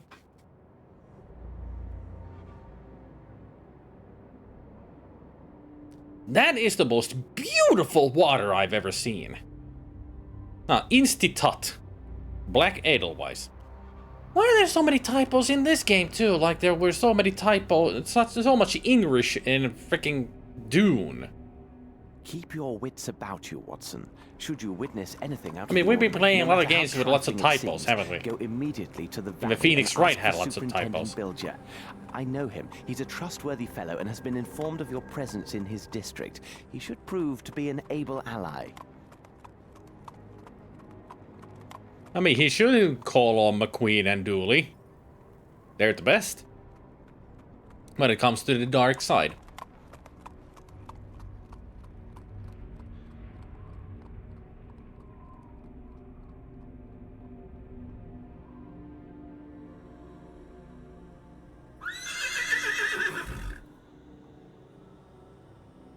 That is the daintiest strut from a horsey we've ever seen. It's cute.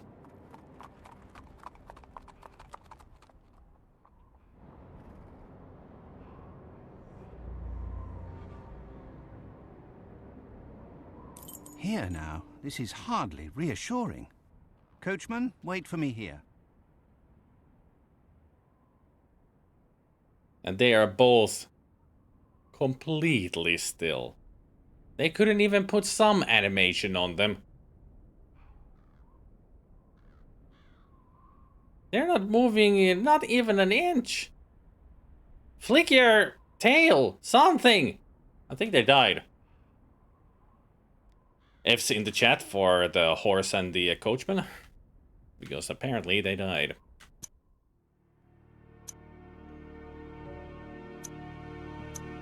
Well, let's save here and continue this tomorrow. I'm excited. This game is so good. Even though it has some bad parts. I mean, it's all because of my own stupidity, why I couldn't solve that simple puzzle. But otherwise, I've been enjoying this a lot.